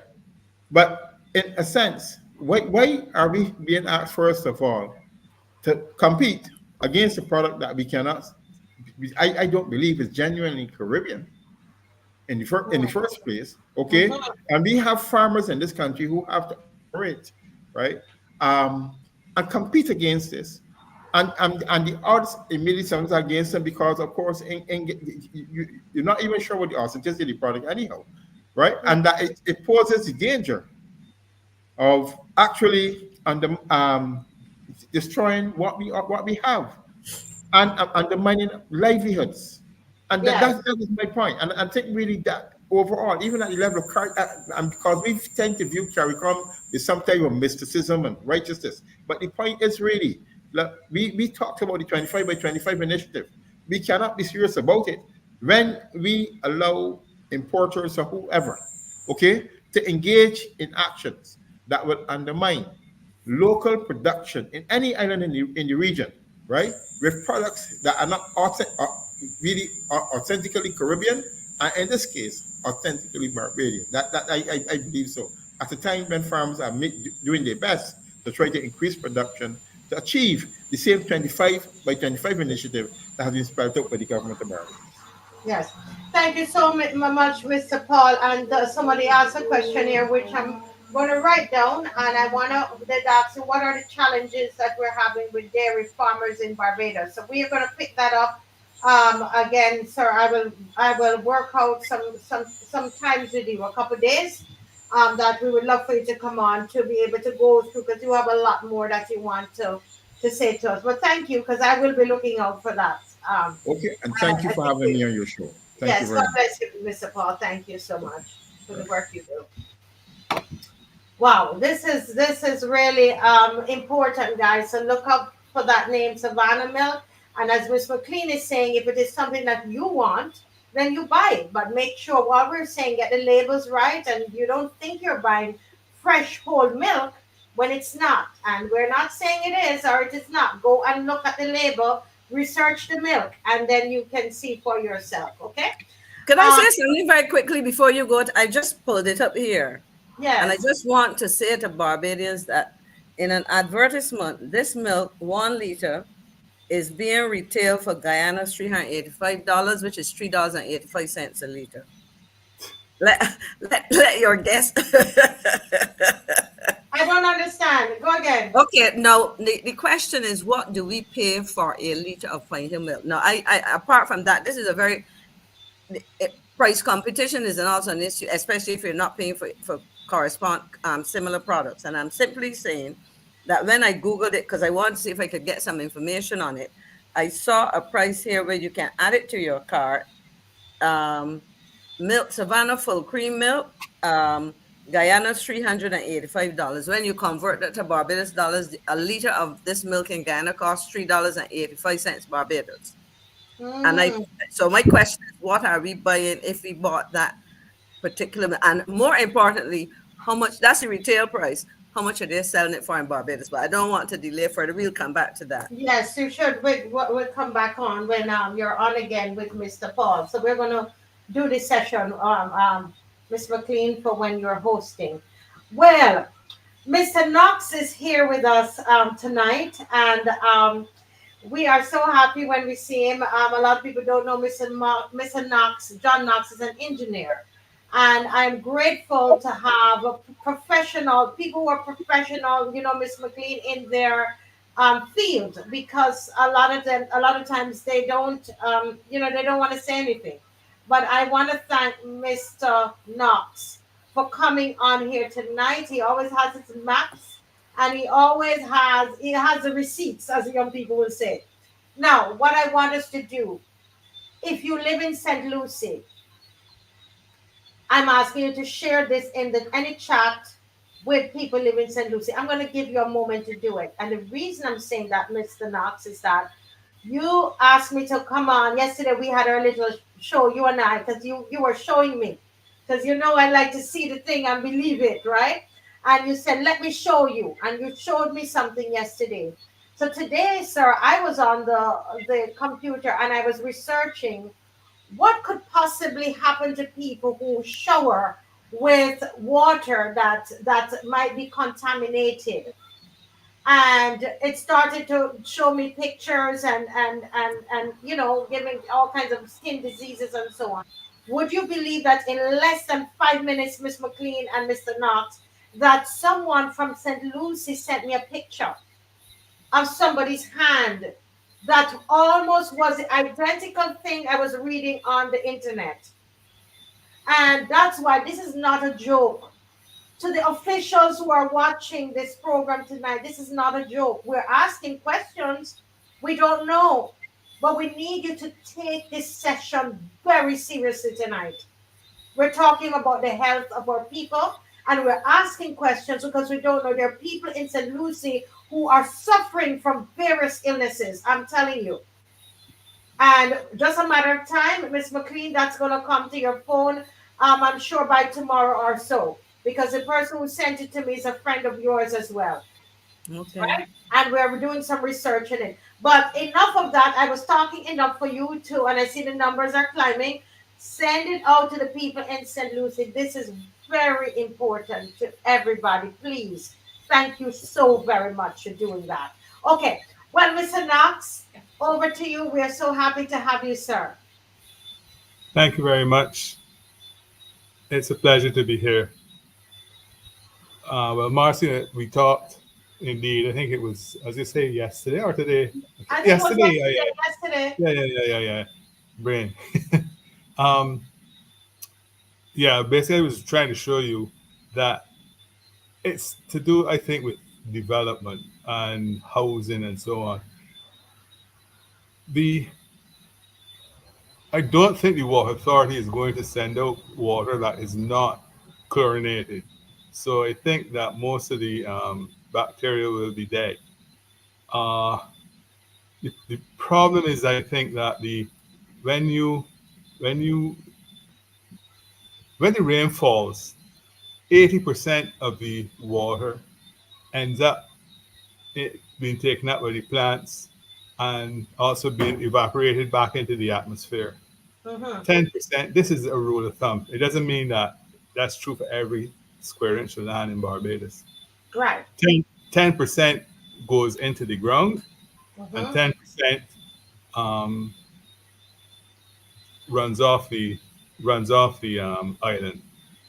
Okay. So you're looking at 80% that goes into the vegetation and the soil, Mm-hmm. and then is evaporated. So what that means is that 80% of the volume that falls on the island is taken care of by the vegetation and the soil, Mm-hmm. getting it back into the atmosphere. So in the past, a planter would only have to worry about raining through the 10% of the rain that fell, unless there was a huge amount of rain. Uh-huh. So he can put a well, and it doesn't bother him if there's flooding in the field, because the canes will survive the flooding Yes. once it's not Yes. too long. So the wells are there to get rid of the water as quickly as it can, but I mean it's not a big problem. But if you have houses, you can't have flooding that will jeopardize the enjoyment of the people's houses, Mhm. their investment. So what happens to the 80% of the water that used to go up into the atmosphere, but now where does it go? It goes into they do put in drainage systems, and the water goes into the ground. Now the water is the object of the water. I can talk about the water as though it's something living. The Yes. whole object of the water is all it's concerned with is getting back to the sea. So it's going to go down. It's going to hit what is known as the oceanics, and it Mhm. will flow along the oceanics to the sea. If there's a huge amount of water, it will probably a lot of it will run off. So you see that every now and again in Barbados. Um, and if it runs off, you don't have to worry about it. But if you have a lot of water now that are going into wells and so on, and going into sinkholes are really a problem. Or no, it's not problem. It's just part of the country. Yes. The water goes into these sinkholes and finds its way down. So if you've got a whole, if you have increased the amount of water you have to get rid of, instead of having to get rid of 10%, you now have to get rid of 100%. You you you have getting rid of that amount of water is a function that the land is going to do. It's going to basically absorb it and or run it off. So I think that's one of the reasons why we see so much flooding in Barbados, because of all of the housing development. But what's happening underground is that water is finding a way and making a way down to the aquifer. So Mhm. from what I understand from reading and looking at what authority has said, is that the well is silted. So I This is think the well at Allendale. so. I'm So going we're to show you. talking about I'll show you some figures and so on, but on where we get our water from. But Allendale is the only water supply well from I'm using the 1978 Water Resources Study. Things are not going to change drastically because the area of land has not changed drastically, nor has the rainfall. So there's only one water supply well that was in that report to supply St. Lucie. That one location. Actually, they plan to put three of them, but let's say the one. That one location, according to the area that of catchment of water, can only supply 1.65 million gallons a day. Now, if you allow 100 gallons per person um, per day, that's you can only fit 16,500 people into St. Lucie. I don't know what the population is down there, but the consumption is far higher than the 100. So really and truly, that means that a smaller number of people can fit down there, and the pressure on that one well is extremely high. You need to find another source of water. Um, so let me show you roughly what I think is happening down there. yeah. While we're These are the getting ready, figures. guys, please They're share. Please share.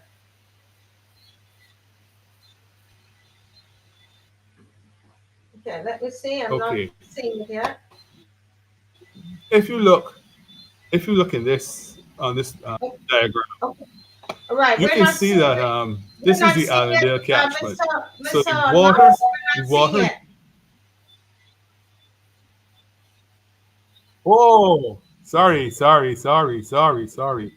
now you gotta figure out how to share.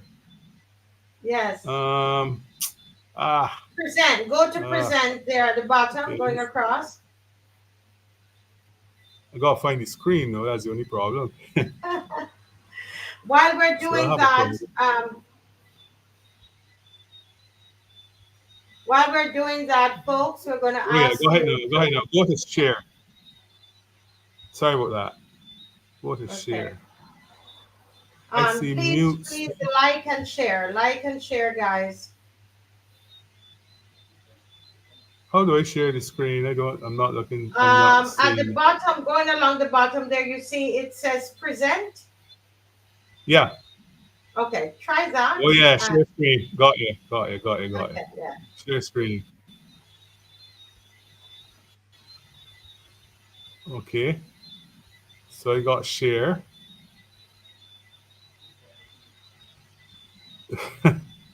Sorry about that. It's not Yes, coming no up. problem. Okay, guys, please share. Please share, please share. Yeah, okay, so you're gonna share your entire screen. Yeah. But I've done that, but it doesn't seem to be working. Let me go back to No, present again. yes. Share screen. And they have Click on the screen, click on it now. share screen. Okay. Click on the actual thing you want to share. And then Oh, go to share. do you see it? Okay, not as yet. So what I'm gonna do, I'm gonna ask Dave to give you a call. Okay? Okay. Yeah, we did it via Zoom. I know we did it via Zoom yesterday, but I'm gonna let Dave give you a call because we want to do this. Okay, it's so important for us to see it. Okay. So Dave, just give him a call, please.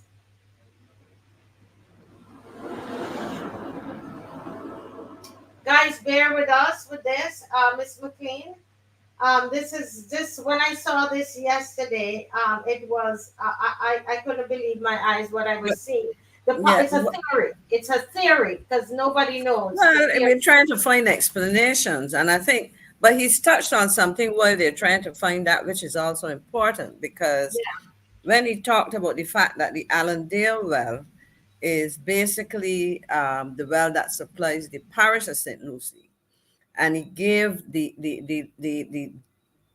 well, I would say I call it the capacity of the well currently of, I think you say 1.6 million gallons a day or whatever. But in other words, there are two things currently, even before you get to what he wants to share. And that has to do with the whole question of the capacity of that well to meet the demand for water for the people who are supplied by that well. And one of the things that I recall in relation to that area in the past, and I've heard it in relation to other wells, that sometimes if you go too low in terms of drawing off the water, you get intrusion. In this Yes. case, you can get saltwater intrusion and maybe something else. So that was one of the issues. But we were also hearing that in probably, and this again is would have to be confirmed or denied by the water authority, that they were looking to enhance the capacity of that well, but in the process of probably digging deeper. Let me be very basic in my explanation that in the process of trying to dig deeper, they would have probably damaged what you call the coral cap. And below that is when you get other things. So there are clearly several things that they need. Let's see if Mr. Knox is back. I don't know if I thought No, he's they're working on it, folks. I saw this yesterday, and I right. thought it was important for us to And ask some questions. we will get it. Well, we will get it, I'm sure, because I think Yes. it'd be important for us as Barbadians to see whatever it is. What it is, but what It says is that they being the Barbados Water Authority and the minister responsible, and most recently, I guess, we started to hear comments from the member of parliament responsible, and I think at some point, if I'm correct, he would have been involved in the water authority. They need to come and give Barbadians a full and clear, unambiguous explanation as to what is happening. There is a problem. We know, and I know people will say we've had ongoing problems. There have been efforts to address certain problems.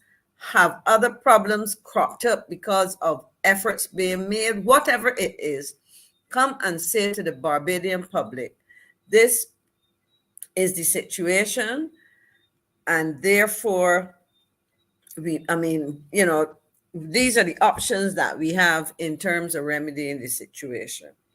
But we can't just allow people to talk about people being political. Well, you know how it is when it comes. I tell people there's a difference between politics and partisan, or being political, or dealing with issues of a political nature, and being partisan political. There's a very big difference, because any issues of this which impact the population and so on, as it relates to government decisions, that is about the political. What we don't want is people just taking on and criticizing for criticizing, which takes us in the realm of being partisan political. Okay, we seem to have something here, Marcia. I'm not hearing you, so I don't know if you're muted. What we're seeing is the actual show, so it's almost there. They're working on it. But I think guys, please share. All right, please share. They're working on it. But it did one of the things that it did show, where if you go too low, you can get salt water. So they don't want to go low, too low. You see, yes. So I think we have a lot of questions, Barbados Water Authority, that really need to answer these questions of the people of St. Lucie, because we don't want a health situation, a health problem down there. I think it is so important that oh Lord.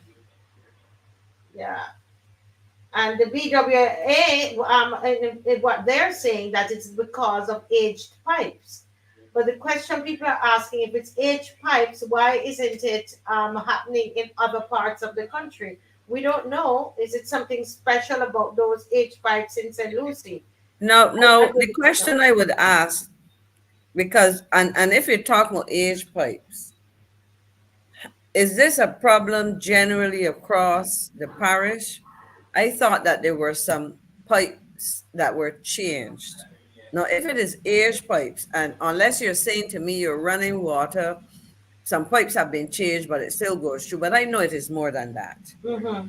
Because issues, these are issues that have started, efforts were being made to solve them, and I think basically some errors, and this is based on the information I had sitting where I used to sit before I have a sense of what were the plans, what had been started, etc.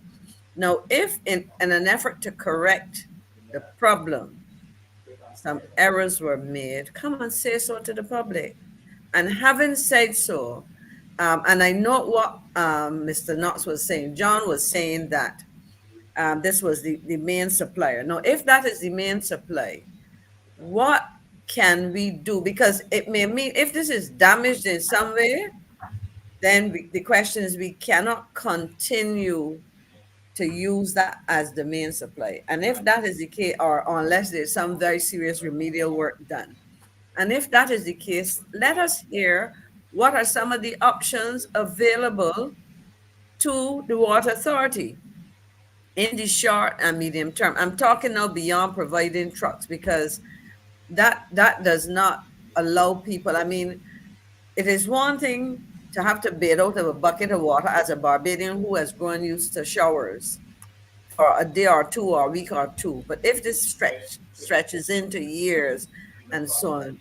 So I'm asking, I'm simply saying, take the Barbadian people into your confidence and tell us. I have relatives in St. Lucie. I have a sister-in-law. I mean, several people, but I have a sister-in-law, a niece, and a niece. My niece has a son who is a little schoolboy, you know. And it's interesting because you were mentioning the rash and so on. And I can tell you that as a child growing up, my niece had, sensitive skin. Children, some people get conditions like eczema. I'm not sure that was her problem, but, and a whole set of other problems. And it cannot be minimized as a serious one. And I think we need to, I think something is happening here, Marcia. I'm not sure.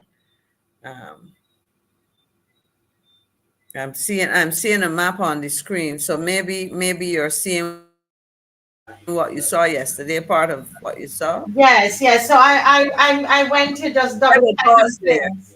Okay. I will pause there. All right. Okay. So I think Mr. Knox is ready now, Dave. We're gonna put him in. Okay, finally, Mr. Knox, because the people are gonna say I for the false Okay, sorry advertising. about Yes, go that. right All ahead, right. sir. Go ahead.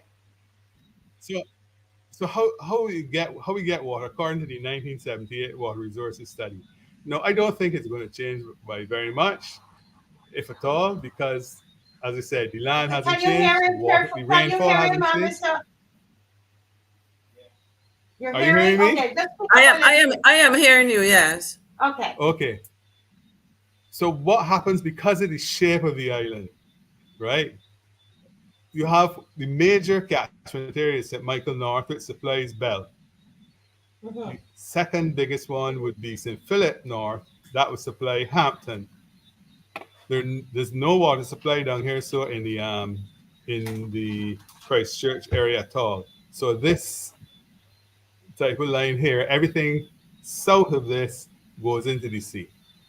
Down here is So let's completely take it easy because for people like me, so St. Michael North, and you have St. Philip yeah. South. Sorry, St. Michael North, St. Philip North, and then St. St. Philip Philip North, South. Yeah, St. Philip South is another catchment area. That looks as though right? it also goes into the this is what's called the freshwater lens, the sheet water, Mm-hmm. um, and before it goes into the sea, and then up along the west coast, they've divided the west coast into various catchment areas, right? So it comes down to one single spreadsheet to explain how you get water and where you're getting it from and how much. Mm-hmm. So if you come over here, if you look at the Allendale catchment, the Allendale catchment will provide 1.6, that's supposed to be Can you make that a 598 little or bigger, Dave? 6665, and it's going to Okay. be Mister, sent can you to, make it a little bigger so we can see it? okay, All right. all right. Thank you. Is it better now? Yes. So Allendale, talk to us. Better now? Yes. Allendale, Mm-hmm. I think that I don't know if there are 3 wells there now, but the intention was to have 3 wells. That was the yield of the unit, 1.66 million gallons a day. Yes. And this was a projection for 2000. So by 2000, this unit would have been completely allocated. Um, it serves 3 areas in St. Lucie. Distribution 1, area 1, 2, and 3. This is the Uh-huh. volume that goes into 1. This is the volume that goes into 2. Oh, This is the yes. volume that goes into 3. The same sort of principle works for each of the other catchment areas, and the distribution areas are allocated like this. There's 16 distribution areas in that was back in 1976. May have changed that now. So it's not difficult to understand. It's just a matter of one spreadsheet, the sources, the pumping stations, and the amount of water that is available. That tells you the total amount of water that is going to be pumped in 2000 is going to be, no, the total amount available is 44.63. So if you add all the catchments, all the supplies, they've supplied 36.46 in 2000.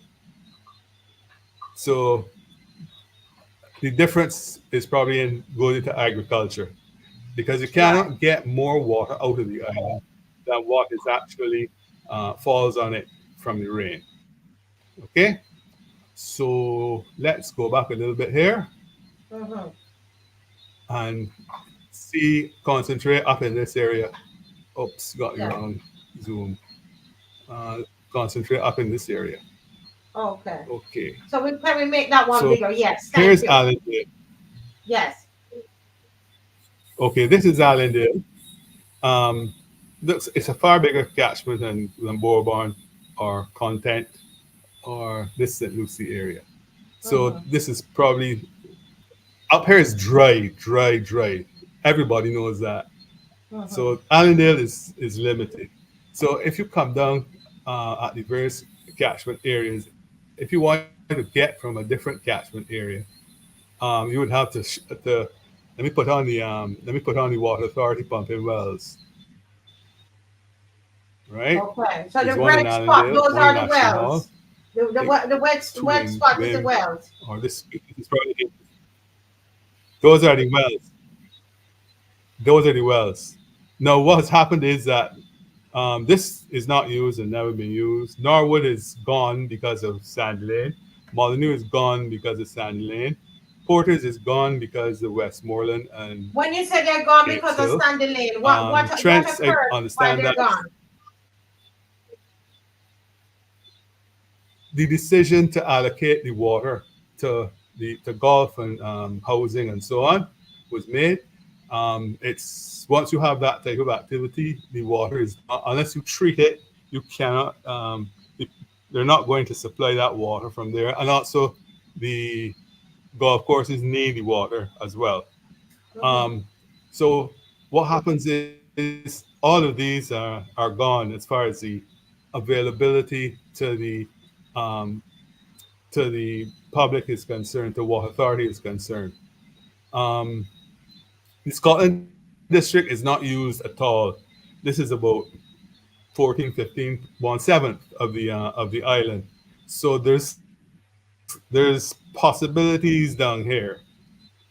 These would be the two spring sources, Ben Spring and Codrington College. That would be Bowmanston, Sweetvale, Applewitz, and then down here you would get Bell, Codrington, and Newmarket and Hampton. Okay, so what we're gonna concentrate on is up here in St. Lucie. So St. Lucie is and Allendale alone. Okay. All of the other all of the other catchment areas are pretty well built up, and I think that is the problem. Um, anyway, let me turn off this white thing and put on another. Well, I think I may be able to put on this deep down in the ground where the um, coral has grown on the oceanics. There's a skin, a surface that determines how the water flows. Mhm. There's a geological map that actually has the contours and gives you the height above sea level or below sea level, depending on where you are. So you can use those contours to build a surface and compute how the water flows. Or you can just do it by hand and draw the flow lines. They have to be perpendicular to the contours. So if I did it. I like computers. So these are the stream. This is the stream water area. Yes. If you're in this area, unless you hit a stream, you're not going to get water. You can see no, you can see that like this well here is actually going to get from this water that's flowing down through the St. John Valley underground. Yes. It I then see flows that. into what's known as the Appowitz Basin and then down. This Yeah. is Bowmanston. So you see, whoever put those wells there did it with a lot of thought. Okay, Mhm. so Because of how the water is so flowing. what? Right. So but you see, they can't really see. That's the thing is when they were put there, nobody could. There's some boreholes that were done, and they can figure out what the surface looks like from a few data points. But what happens now is though, what we want to find out is where do these where do these flow lines come from on the map today? So what I'm going to do here now Okay, so is I'm hold a going minute. So we're looking at where the flow lines are coming from to get to Allendale. to get down to Allendale. Right. Okay, So so if it's hold if that it's in your if minds, guys. Where is the flow lines to Allendale? Look at the map, and it's showing you where you see those blue, and that's where the water flowing. Allendale is right there in the red at the top. right, Okay, all right, go ahead now. right. Yes. So let's now turn off the. Let me see if I can find it to turn it off. Don't talk too fast. Projections, not that one. This one. Right. This is a current map of Barbados. So if you go and look at where are the flow lines coming from that are going into this is a zone 1 area. So if you're looking at where the flow lines come from, you can see up here is that's a pretty dense housing area. But look at what's happening down here. So in the mile and a quarter area, let me look a little bit closer.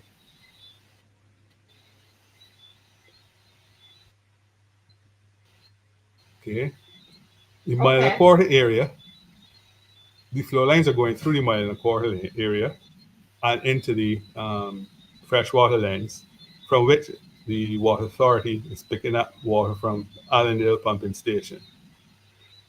What happens is that a pump that will actually draw water, attract water, right? So it may attract water from all the way down here. Um, and so what I'm saying is that when you actually go and do this type of development, you're actually denuding the land. You're taking all of the vegetation, all of the soil, and then putting concrete and roads and so on. So let's look and see what it looked like in 1951 before there was any Any development. of that development. I remember when you started off, you said when the water comes, that 10% of it, the plants, the vegetation Okay, takes care of that, right? so as you can see, right, the vegetation takes care of 80% of the water that, on average, it may not be accurate, but rough, that's the rule of thumb. 80% is going to go back into the atmosphere. So you don't have to worry about drainage. But when you take off all of this vegetation and put concrete, all of that water has to be got rid of somehow. You can put it into the gully, and it will come down by Port St. Charles and Port Ferdinand. Uh, but if all of that housing is there, the housing is also going to be producing sewage. So if the water has found a into this area here for the pumping station to collect, right? Then it's going to carry with it any sewage that comes from the houses. Most of them will have septic tanks, but I think this because soil is getting into the well here. It sounds so. Could be wrong. I don't know. My engineering is in electrical and electronic. So really and truly, I shouldn't be doing this, but because I have spent time um, building and I know a lot about Barbados. Let me put it this way: most of these places I've walked, I've um, I've spent the time building models of the island. I've spent time with geologists, some of the best ones from '94. Uh, so I picked up how things. I understand how things work. Um, that's what engineers are supposed to do. Just understand how things work. So that's what I'm showing you. The water, the flow lines are actually coming, passing under all of this area. It's under that area you see a hell of a lot Marcia, could of I things. ask a question for clarification? Um, and I think it is just really repeat, well, my understanding. So you're saying that where we would have had, I would call it on obstructed flow lines, we have developments, which we see, I think, so those developments would interfere with that because you have, concrete, whatever. But you also have sewage flowing because everybody does not have a septic tank. So in other words, now the question is, in essence, what I'm hearing is that the sewage that flows underground will meet those flow lines at some point. That's essentially what I'm trying to bring it to a very basic, or that it can reach. I'm just trying to see, It can how reach. it, mhm. So what the water authority does is it puts a ring around the this is supposed to be zone 1. There's supposed to be no building in here, but obviously there's some building. But that has So also the changed idea in is terms of zoning. yeah, but I know the zoning has changed. Hmm. I don't have that I don't have that accurate information, but this is what it was. It Now used to you be understand that. So like I'm just saying, might have made it worse. But anyhow, you go this. ahead. Sorry. So if the Okay. zoning has got smaller, that's so one. So the idea is that it would take a long time for the water to get to the pumping station, and in that time, the bacteria will have died. It's not going to be pumped up. What is left is killed by the chlorination. So what water authority will send out from the pumping station will be quote unquote safe, and But nobody maybe should be discolored. hurt by it, but it may be discolored because you've got the soil getting into the, forcing its way down with the excess water that's coming from the development here and being put into wells. So it's easier for the soil and the sewage to get this way. And if the soil can get there, the sewage can. But the sewage, the bacteria in there, that sewage will probably be most of it be dead, and chlorination will kill it. So there are two reasons why it should not affect people.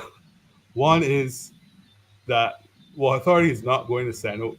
I think they'll be mad to send out water that isn't properly treated and so on. The first reason, and the second reason is that nobody's going to drink discolored water, so nobody's gonna get.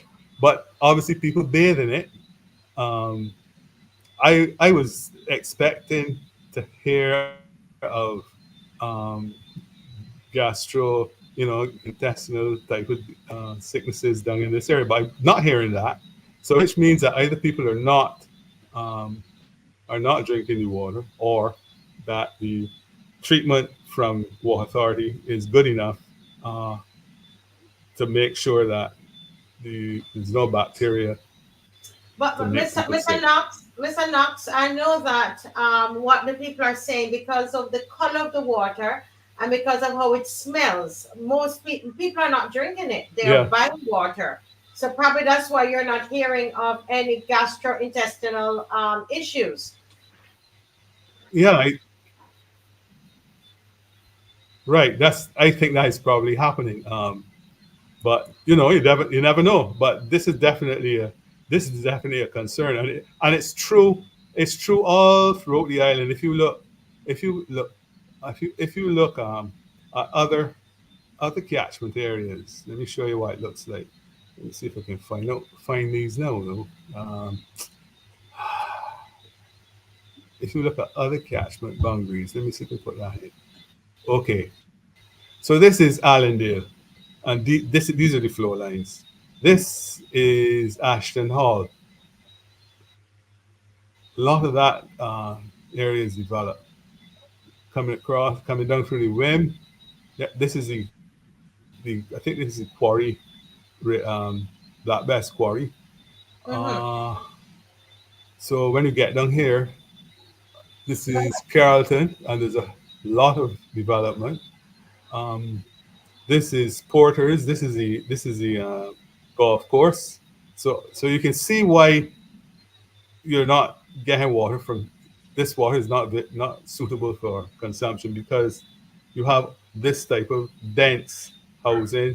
You've got Ah, I chemicals in the see. on, I get so a you light bulb. can't So that use you can't use it. So is that why they allow it to go to the golf course? Because you're not. It's so densely populated.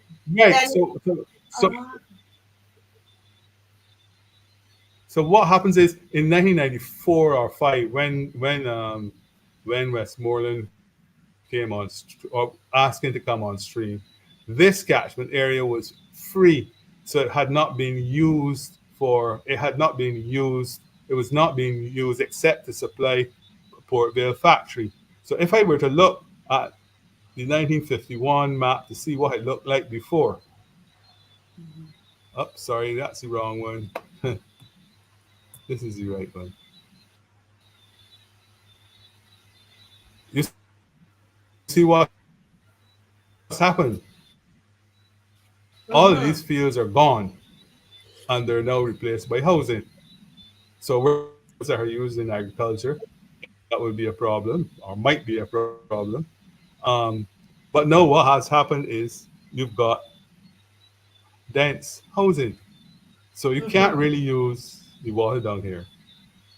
And you actually, I think that's why I think mile and a quarter has something to do with it.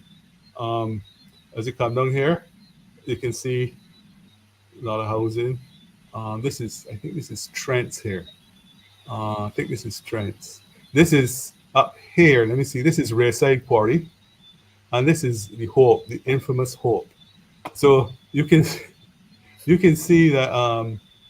But Mister, look If at you the go and look. look, Somebody's asking this question. Hold a second, Mister Knox. If the bacteria underwater in the water is dead, then why did the Ministry of Health advise the people to boil their water? that's just a third level of protection. Don't you boil the water?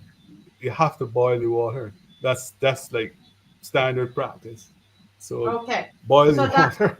so that it's okay. It So should they be know dead, but you know, Should be. it should be. Should be. Oh boy. right. It, it should be right. So as you see, look down here. So this could never be used as a water supply area. This would be sandy lane all along here. So it's very heavily developed. You could never put a unless you're treating the water. You could never put. But in any case, you're going to need the water for the golf course.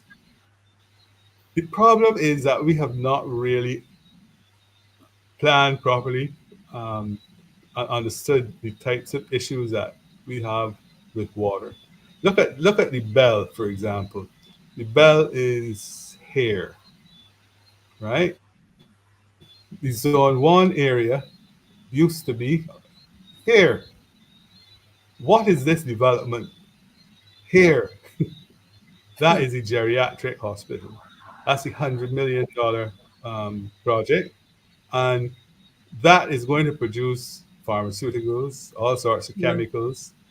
They're going to go into solution, and they're going to go into the water.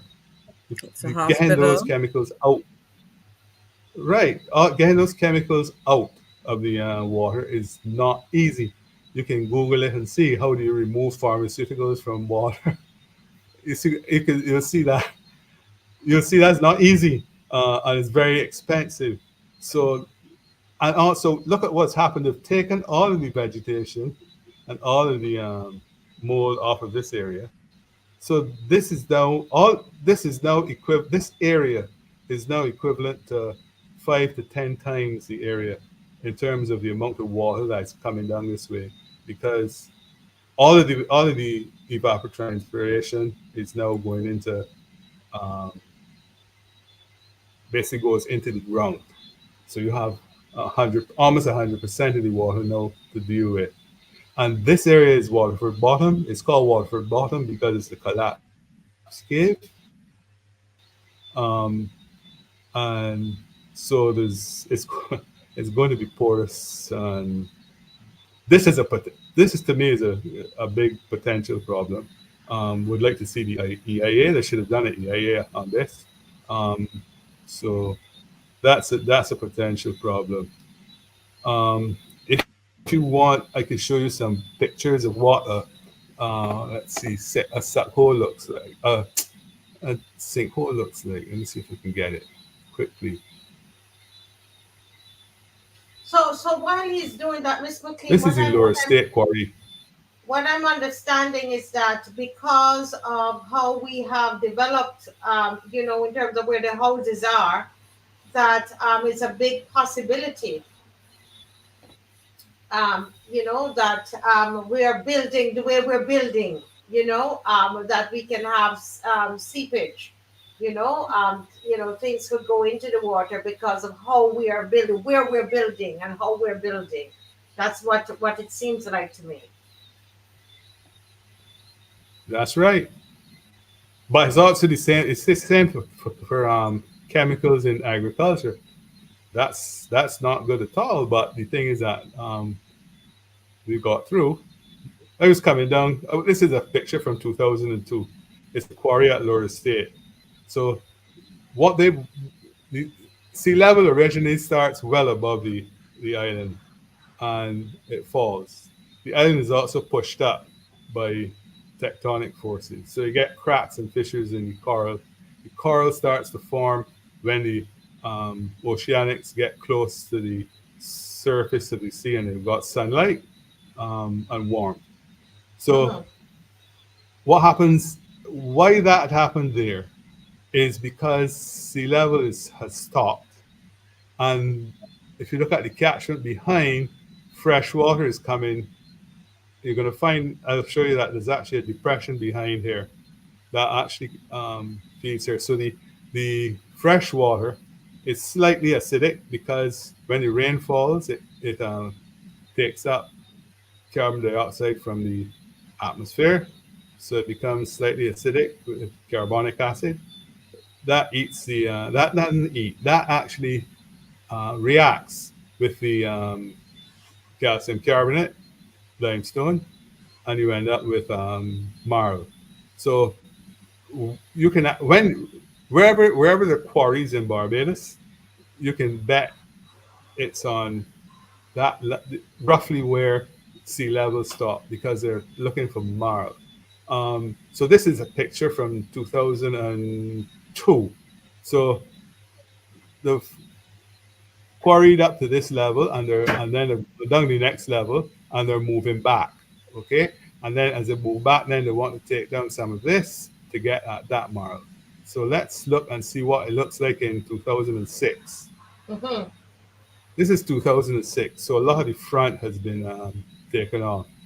I don't know if you can see behind here, it looks like there's a floor because this is actually a depression which collects water. So this is actually a channel the water would have used to get down to the oceanics and to the sea, because the water is like concentrated up here. It wants to get out. It wants to get down. Gravity is a very powerful force. It wants to get down. If you were to look at where it was, where that thing is, I mean, let me see if I can look in here. While you do that, This let me ask is people to Lower State. Call in 1-246-236-7000. Call in and ask your questions, guys, or make your comments. Okay. So call in 246-236-0000. 236,000. For those of you who are in Barbados, outside of Barbados, you put the area code, right? So we have 30 more minutes. So we're going to ask you to call in and ask the questions if there's something you need clarified, or you want to make a comment. You might know something else. Call in, please. Go ahead, Mr. Knox. Okay, this is Lower State Factory in 1951. If you were to drive in the yard now, there'll be the vet here, and this would be a quarry. but used to be fields. You can see the Hello. depressions. Those depressions collapse because of water underneath.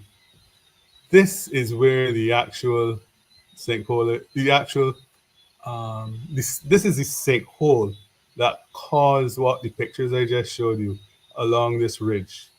This ridge is a lovely ridge for building houses, but the problem is if you look at the if you look at the look if you look at this, if you build a house up here, it may stand, but it may be a repetition of arch caught because the water has actually undermined this area here. It's been focused by how the land makes the water on the surface flow, and it ends up undermining the coral.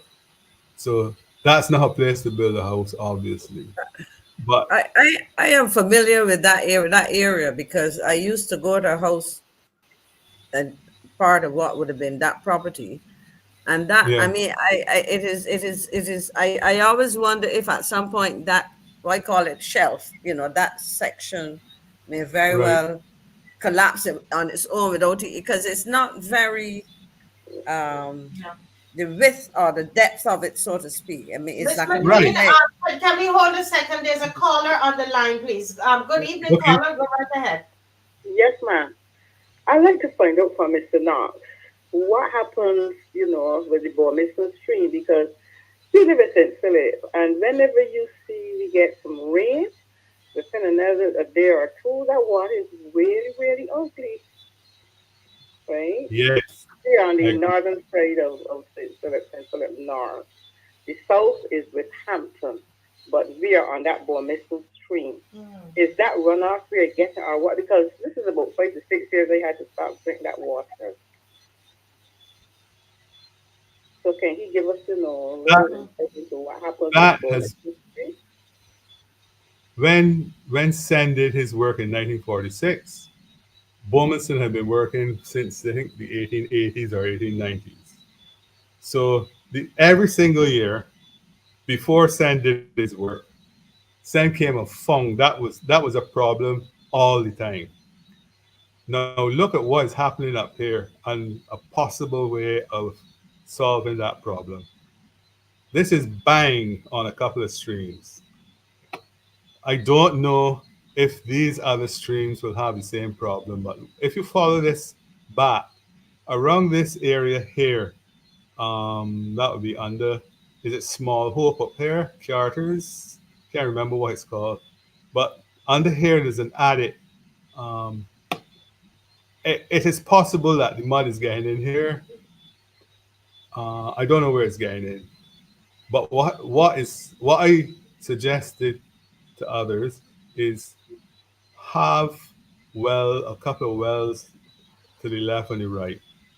And what you may end up with finding out is that this stream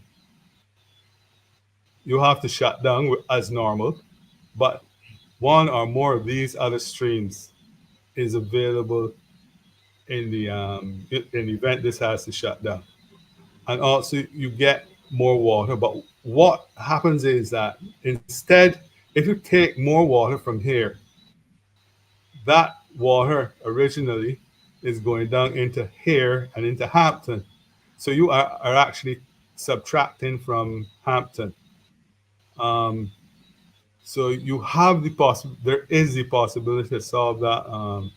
I think I may be wrong. I may be totally wrong, but I think there's a possibility of solving that muddy water by just having another well or two wells um, a bit to the west or to the east. So that would be my answer. Okay, we put two more wells. Okay, but yes, he's noticed the problem and said he's made suggestions of how to fix it. Thank you. All right.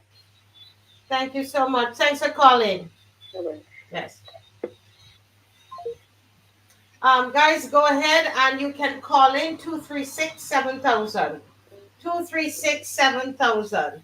And this is why, Miss McLean, we on the show we were talking about the zones that zones that we would normally not build on.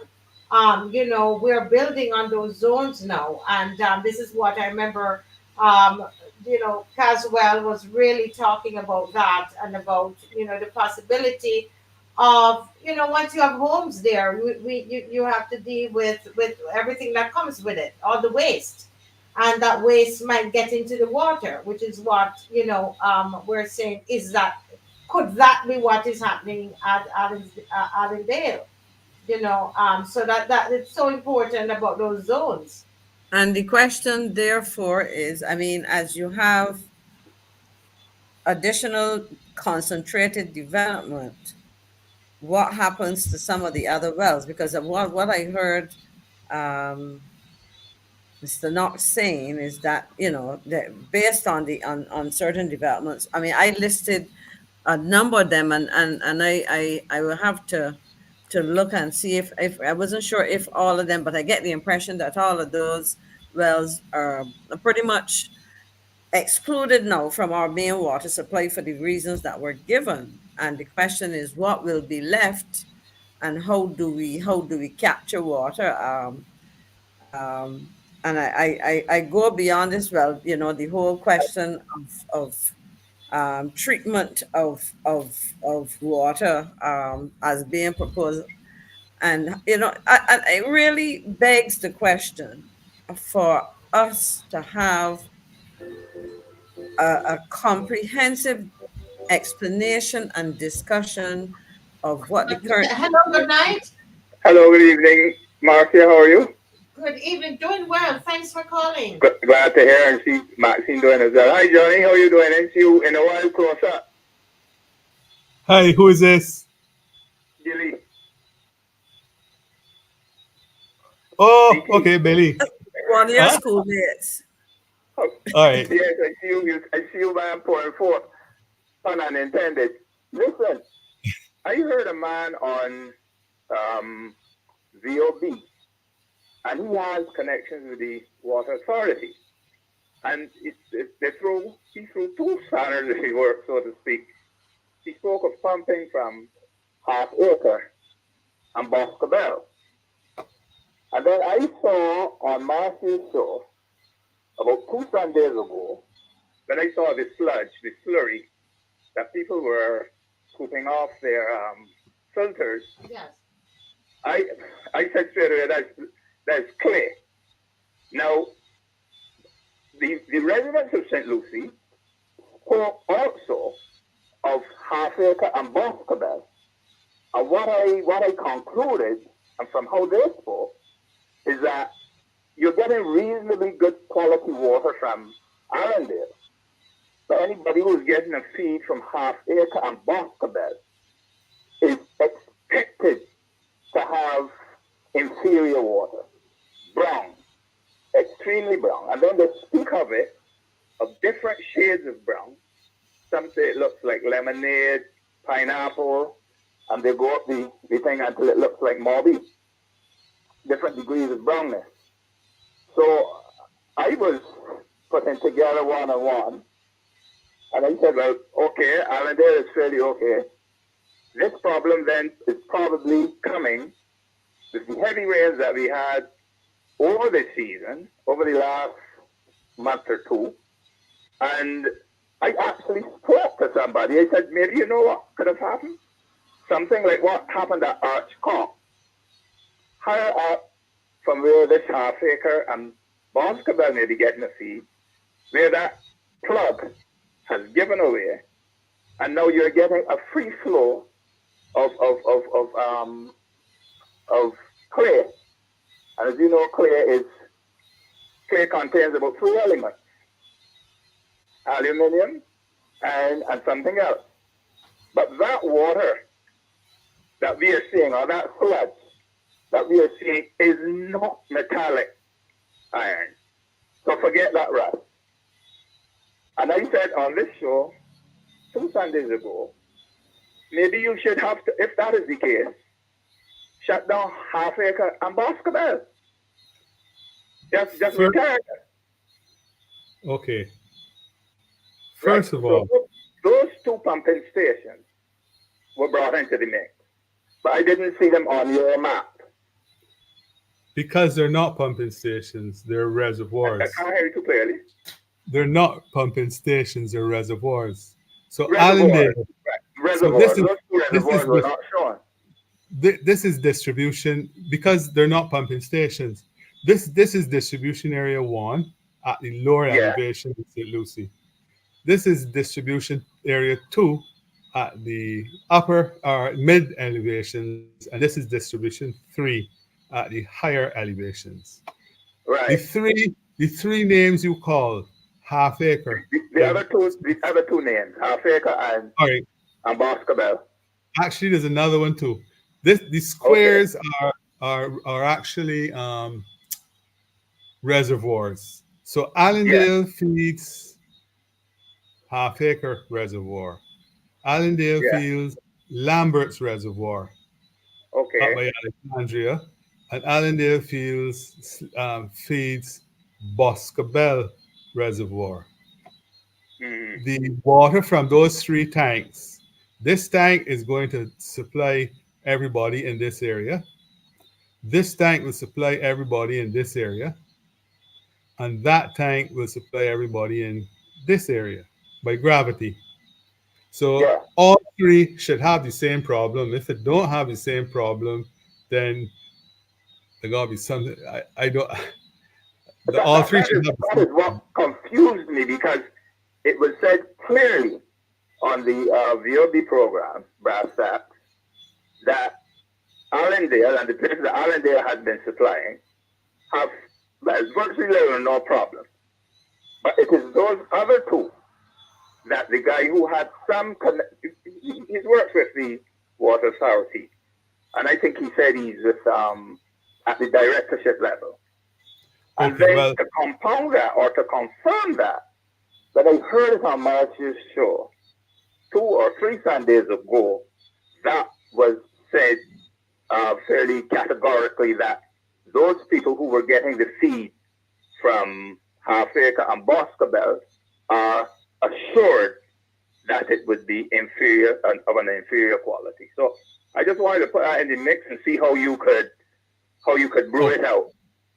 Let's say that Lambert's is supplying completely clear water into this area of St. Lucie, and Half Acre is supplying discolored water out here. I know for sure that is the case because I was at River Bay and I was told don't drink the water.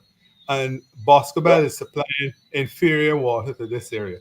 So the only area in St. Lucie then is probably that is getting water that's not discolored would be this area here. If Lambert's was if there was no problem from Lambert's.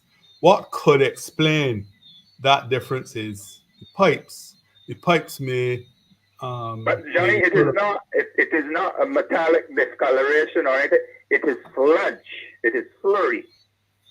Right. It is like slurry. You know when your mother baked a cake and you go and scoop out what's left back in the mixing bowl?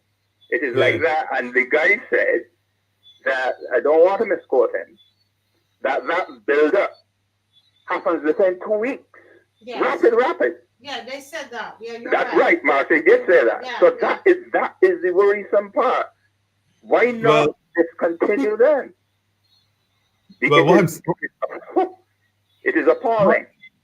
What I'm saying is that if Allendale is affected by, and if Allendale supplies all 3 of these reservoirs, and Allendale is affected by the sediment and so on that's coming to it from all the differences in development here and housing and so on, then Allendale has the problem. Every 2 weeks, Allendale gets silted up, and every 2 weeks, these fellas have problems because so what is their silt? What is the color of their silt? I don't know. I have no idea. Okay. No. But I'm gonna let somebody else get on. But what has me confused is people. I think somebody said that they were a student of, or they've gone to St. Lucie School for all these years, and they haven't. And the guy who spoke from Water Authority spoke about the condition, the relatively good condition of that water, right? And then to compound or to confirm what he said, the residents of St. Louis said, no, they have no problem. But we who live further north or northeast, we are getting this. And it was there. You could have seen it on when you turned the tap on. And then there was incontrovertible evidence when they removed the filters. It was just a flurry. You know, when you take out the mixers and the cake residue, the cake mix, it was like that. So I'm going to get off the phone and let somebody else get it. Maybe somebody else from the north who lives there who could either firm up what I'm saying or otherwise. Yes, thank you so much for calling, caller. Thank you. Thanks, Marcia. Yes, thanks.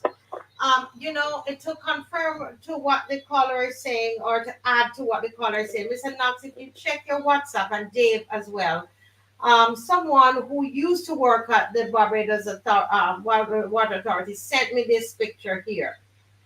And they said that these pumps were destroyed. Let me just read it, so because I want to make sure I'm reading the right thing.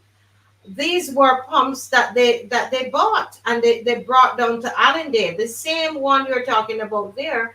And this person said that, I'm not pumps, the filters. They said that these filters were installed at the beginning of September 2024, and they were destroyed by the water pumping from the Allendale well within 2 weeks. So someone installed these filters, but they were destroyed. So what you're saying, Morris, is in the same way that you get the household, they had the same kind of pressure in terms of filtering water to send to the further in the distribution. So it's almost a corresponding thing. They said that, and they said the soil in the suspended water choked the filters and blew out the pipes. The filters are completely destroyed. The water from Allendale well has heavy suspended fine soil, and this is partly responsible for the brown water in St. Lucie. And the question is where that sediment is coming from, John? I think it's coming from all that development here has produced a lot of water that's found a way to get through zone 1 fast within 2 weeks. Mm-hmm. So instead of having the I think it's a couple of 100 days of travel time, you now have a matter of 2 weeks to get from here to here, which means that most of the bacteria that gets here is not dead, and it's only killed by the chlorination from here. So that's my impression from what I'm hearing. That's your view on it, because they are saying this gentleman here is professional, that's his area. He's no longer there, but he's saying that these filters there that we showed you were destroyed in 2 weeks. And that's why the people, they have smaller filters than those, Miss McLean, and they're saying they're just going through filters. I think it's a parallel. In other words, the Barbados Water Authority filters, if you think in terms of scale, those are intended to filter water going to the distribution system. The household now is also filtering on a smaller scale, although they should be receiving filtered water. It's because those big filters that you saw, the Water Authority is seeking to filter the water that comes to the householder. But there is, the level of what's the word that you use again? Of material built up in there. But Marcia, as I listen, and I think I just want to clarify that this was the 1978. Some of the data used, John, was the water resources study. Yeah. Well, I happen to know somebody who worked on that study who is still around. Okay. I'm going to ask the person to watch this program and share with me here the kind of questions that we've been asking, what it from his perspective may be some explanations from somebody who was involved in this, and therefore I presume understands and a Right. little better than I do, because it is concerning, and the reality is, if and your explanations, your research suggests to me that it makes a lot of sense. Now, one of the questions that I would ask, and you made the point that because of the development, it seems that for some reason the water is able to get through the system, let me just put it like that, more quickly than you would anticipate. Now, my question is why? Is it something, because we are limestone, coral, whatever you want to call it, residential people. I mean, when I think of laundry and detergents and all kinds of things that, what impact do they have on, in other words, what would cause the speed, of what's the word I would want? The speed at which the the runoff from, like, let me call it that, from the houses and other properties that are in these areas, what is happening below the surface then that is probably accelerating, the speed at which that water gets, into It's not the system, so to speak. Yeah, it's not that you have the same volume of water as you always had. You that's the now other have thing. More. 5 to 10 times more, because what used to go up into the atmosphere Mm-hmm. goes down into the ground, and Okay, I'm with must you. find a way. Mm-hmm. The same thing we saw up here at Bannatyne, where I live, Mm-hmm. where where we'd never seen that type of flooding until I saw a video. I said I couldn't believe it, but up at Ridge Meadows, they put in an extremely dense development. So if you look at the karst topography, all sorts of depressions and so on, like what I showed you. Um, Right. so all of the vegetation is moved, obviously. They put in the houses, put in the roads, put in a drainage system, and all the water that collects goes into any suck holes and wells that they've dug or improved and so on. So as far as the housing is concerned in the actual development, it's wonderful. But the problem is that further on down the road, There are the problems. the water comes up, so you end up with flooding. So they had an application for a development at Bannatyne, and one of the things that really killed it was the type of flooding that was happening, and it only happened. I mean, if you look at the plantation wells in that area, obviously up there always flooded, but not like this. This was almost like a river, a torrent of water when they had heavy water, rain up at Ridge Meadows. So I think it's to do with the like, Coverley. If you look up at Coverley, there's a house up there always complains. If you Google it, you will see in the Nation or Oh, Barbados News. yes. Can't explain how come the water is coming up in her backyard. You dig a Right. well, it fills up. People have told me who install septic tanks. Don't even try to do that down by husbands, because whenever you Oh, dig, the water comes up, because okay. the water is on the it hasn't got down to the bottom, down to the oceanics, and it's Mm-hmm. trying to get to the sea. It has a mind of its own. It, you can't do anything about that. You can't stop water, and it will find a way. So I think the water has found a way because there's so much more of it. Mm-hmm. And one of the ways I think is to alter the drainage system in the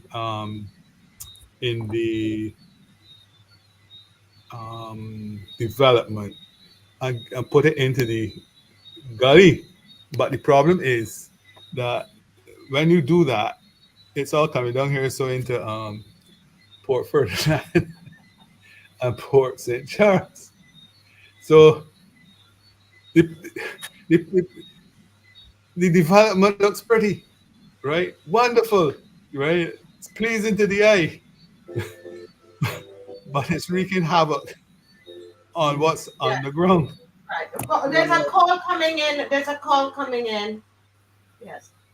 Good night, caller. Welcome to the Marcy Reed Show. Good night. Stephen Strickland here. Yes, good night. Sorry, Can you hear him? Can you hear Mr. Strickland? Yes, please. He needs to speak up a little bit. He sounds Okay, distant. they're asking you to speak up a little bit, a little bit louder, Mr. Strickland. Sorry about that. I'm listening to Mr. Knox, and last week there was a tremendous amount of rain in St. Lucie, St. Peter. The rain was in Rose Hill and in Allendale. Now, right opposite All Saints Primary School, there is a development that was done some years ago. Now, because that would have been arable land, with houses now being built, it means the roof of the house is permaclad. Around the house, to some extent, it's going to be concrete. The road is asphalt. So therefore, a lot of the flooding that happened in Rose Hill, which is right under that housing development at the top, that's why there's that tremendous amount of flooding. Now, Allendale Well is about a mile away, or less than a mile away from that area. Now, from a boy and growing up, I know for a fact that most wells in St. Lucie have caves running. In other words, you're going to have caves along the interior of the well. So that while the ideal situation would be for water to go through the limestone straight into the aquifers, you are having water coming through some small caves at the side of wells and going straight down into the aquifer. And therefore, that is part of what the problem is. Because water, I believe, is going into the Allendale well straight without being filtered through the limestone.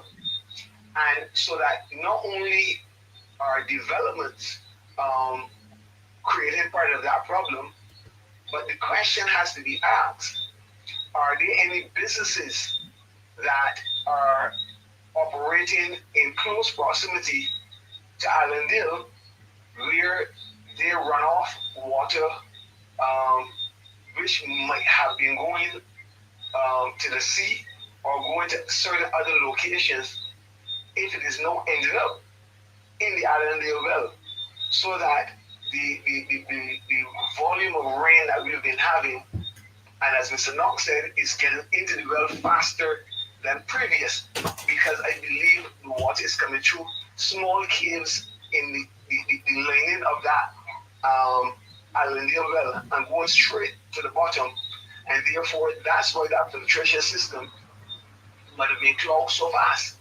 because there's a lot of unfiltered water outside of the limestone getting into the well. So these are questions. I'm not an engineer, but based on my observation and because I suspected it was the Allendale well now for a long while, and not the pipes, because the whole island has old pipes, and therefore I believe that there needs to be a town hall meeting at some time in the near future for Barbados Water Authority professionals to be able to speak to us, the residents in St. Lucie, so that we can question them directly on what is happening. So I that is my take on it, because they said Rose Hill never flooded like that before. I know that since that development is up there. Remember about 2 years ago, cars were washed out of the road where obviously there's a minimart in Rose Hill, which is directly under the cliff. The houses are up on the cliff, and the water comes down through right there and goes right down. And therefore, that area is less than a mile from the Allendale well. So you can imagine that water going towards the Allendale well, what is likely to happen. Okay? Yes. Thank you so much. Thank you so much. Making a lot of sense. Thank you so much, Mr. Strickland. Yes. I know that at one time there was a problem with Mount Gay. Mount Gay is about here. And if you look at the flow line, it's coming this way. There was a problem with Mount Gay, and that was solved and sorted out. That's years and years ago. And I got that from impeccable sources at Water Authority. I think the problem is not the Water Authority need to explain. I think the problem is the people who give permissions for these developments need to bring the environmental impact assessments and explain to us if they were done, how they were done, and what was the result. Because I Wow. think this is You need to repeat that that. You need to repeat that because I just wrote down here, Miss McLean. I wrote this down that to ask how will the new zoning system affect our water supply in the future because they have changed the zones. They have changed that. I remember us going through that on this show. And they've changed the zones so as to facilitate development. And the question Mr. John Knox is what Mr. John Knox is asking, and for those from the government who watch the show, Mr. John Knox, can you ask that question again about the environmental assessment? I think that is a very important question to ask. Can you do that again, please? to get permissions to develop land, applications need to be made to the town planning department. The town planning department, as far as I understand, will ask for environmental impact assessments. Um, I heard. I don't know if it's still the case. I heard the got to the stage where they're saying you need to have a ground penetration radar study of the area, looking for voids and so on. But the question really should not be for the water authority personnel because they've been working. They have the same equipment, the same land, and so on. But the land has use has been changed. They they may okay it, or they may be not coerced. Coerced is the wrong word. Coaxed to allow the change because when an application goes in, they have to go. It has to go, I think, to the water authority, to the Ministry of Agriculture, all sorts of things. Housing. I don't think it's just done in a vacuum, um, but that process and the type of um, environmental impact assessments that are done on the development, proposed development, they they need to be looked at. Um, the water authority can only basically try and solve the problem at the well. That's They correct. can't go underground and change what has happened. The damage is done already. They may have to actually abandon that well, which But means they this need to find another source of water for St. Lucie. Wow. this is the question I have raised previously, and it's something. But I also and I'm glad that you reminded us of the fact that water authority is like a situation where crime. The police deals with what is there. They have to respond to situation. Water authority has to manage the distribution of water with whatever developments are, and when I use development, I'm not talking only housing development, with whatever changes are taking place in the country, Yes. environmental, etc. But I also want to raise something, and I think Hurricane Writer touched on it. Is more than who is head of town planning. The town planning process or the approval process has gone through some changes. And I made a note to go back and look and see how that works because I know that at the end of the day, things would have gone to the prime minister, um, in that, and where certain approvals were not done at the level of the town planning. But I know that some changes were made in the last year or two, and it would be interesting to look at how those impact approvals, and the extent to which, where there may be large developments, the necessary, we could ask those things, the necessary environmental impact studies have been done and presented, and where in fact, the other question you have to ask is where these have been done, and there may be cautions or certain reservations spelled out in these things.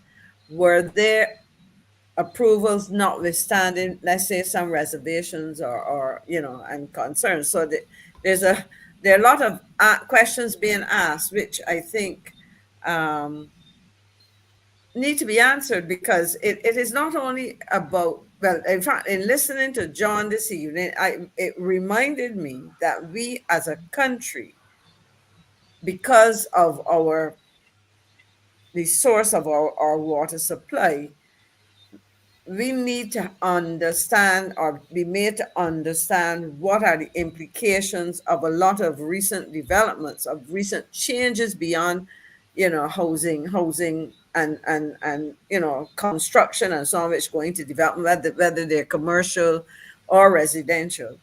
But what are some of the challenges we have, and whether or not there is a proactive approach to preparing for these things? Because I've made the suggestion that you made, that we should have shut Allendale down. Now, how do we supply water given some of the constraints that you pointed out, and but it has to be done and thought through, because people cannot continue to live with those challenges unless It's a serious thing, and I think that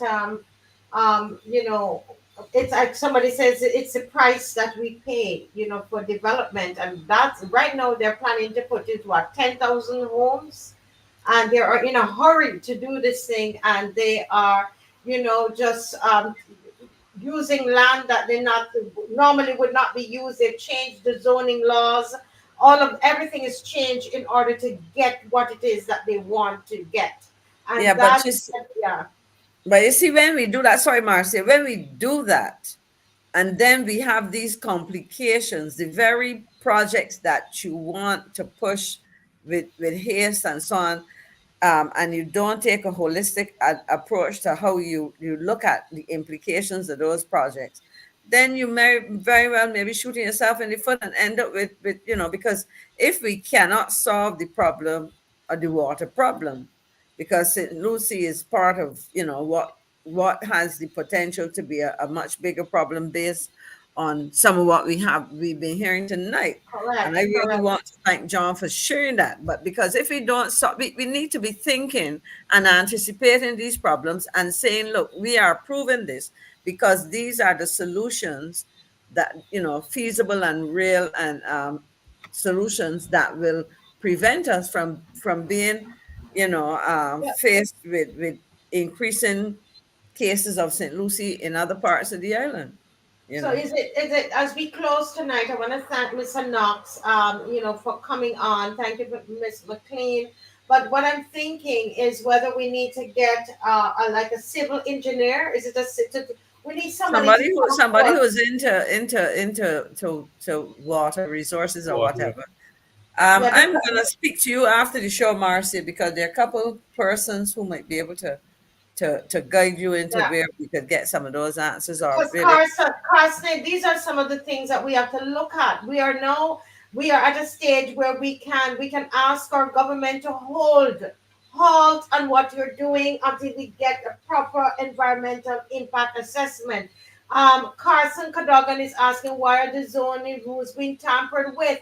We're at the stage, Barbados, that we can ask the government, we can demand of this government to halt these things. Halt it, please. The same thing that happened at Valentine, we can ask them to stop it in the different areas. Let us stop.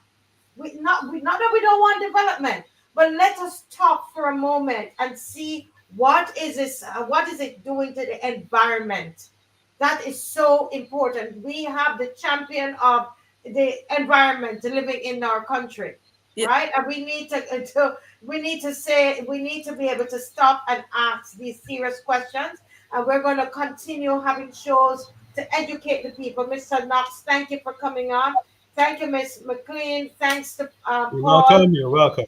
James Paul. Thank you. And to Abraham. It's been a very wonderful night of education tonight. Mr. Knox, you're right to hold your head because I don't know what's going to happen. Mr. Knox, I noticed it a couple of times. I noticed it a couple of times. But Marcy, I want to leave one word, at least within in a short sentence. This whole matter raises the issue of capacity. That Yes. in terms of, and we're talking about the demand for water and whether we have a capacity with to deliver the water of a quality to which we have been accustomed for the 100+ years that we talk about, Bobbies. So our system of water supply, and it's okay to talk about development, but capacity is a question we also have to put on the table. Yes. Thank you so much, Miss McLean, and lots to think about, guys. It's a lot to think about, honestly. And we're going to do the best that we can. We're going to try to get some professionals to come on, some more professionals to come on and to continue this discussion because I think we need it. God bless you, everybody. Thanks for joining and have a great weekend. We're going to see you again on Sunday. God bless you. Thank Take you. care. Bye-bye. Yeah, thank you, Mr. Knox. I'm not interested in prosecuting the boy. I tell you this already. I want money. Wait, say what? Money. Whoa! Money. Yo! I want money. Wait, she really said that for true? Money. I'm not interested in prosecuting the boy. I want money. Whoa! Money. Whoa! Money. Yo! Money. You hear that? Money. She want money, yeah? I want money. I want money. You hear that? She want money, yeah? I'm not interested in prosecuting the boy. I tell you this already. I want money. I want money. Boy, she only care about the money. Bye, girl. Bye. All right, guys. Good night. Have a good night. Mr. Knox is there in laughter. Good night. Bye-bye. Bye-bye. Bye-bye. See you all.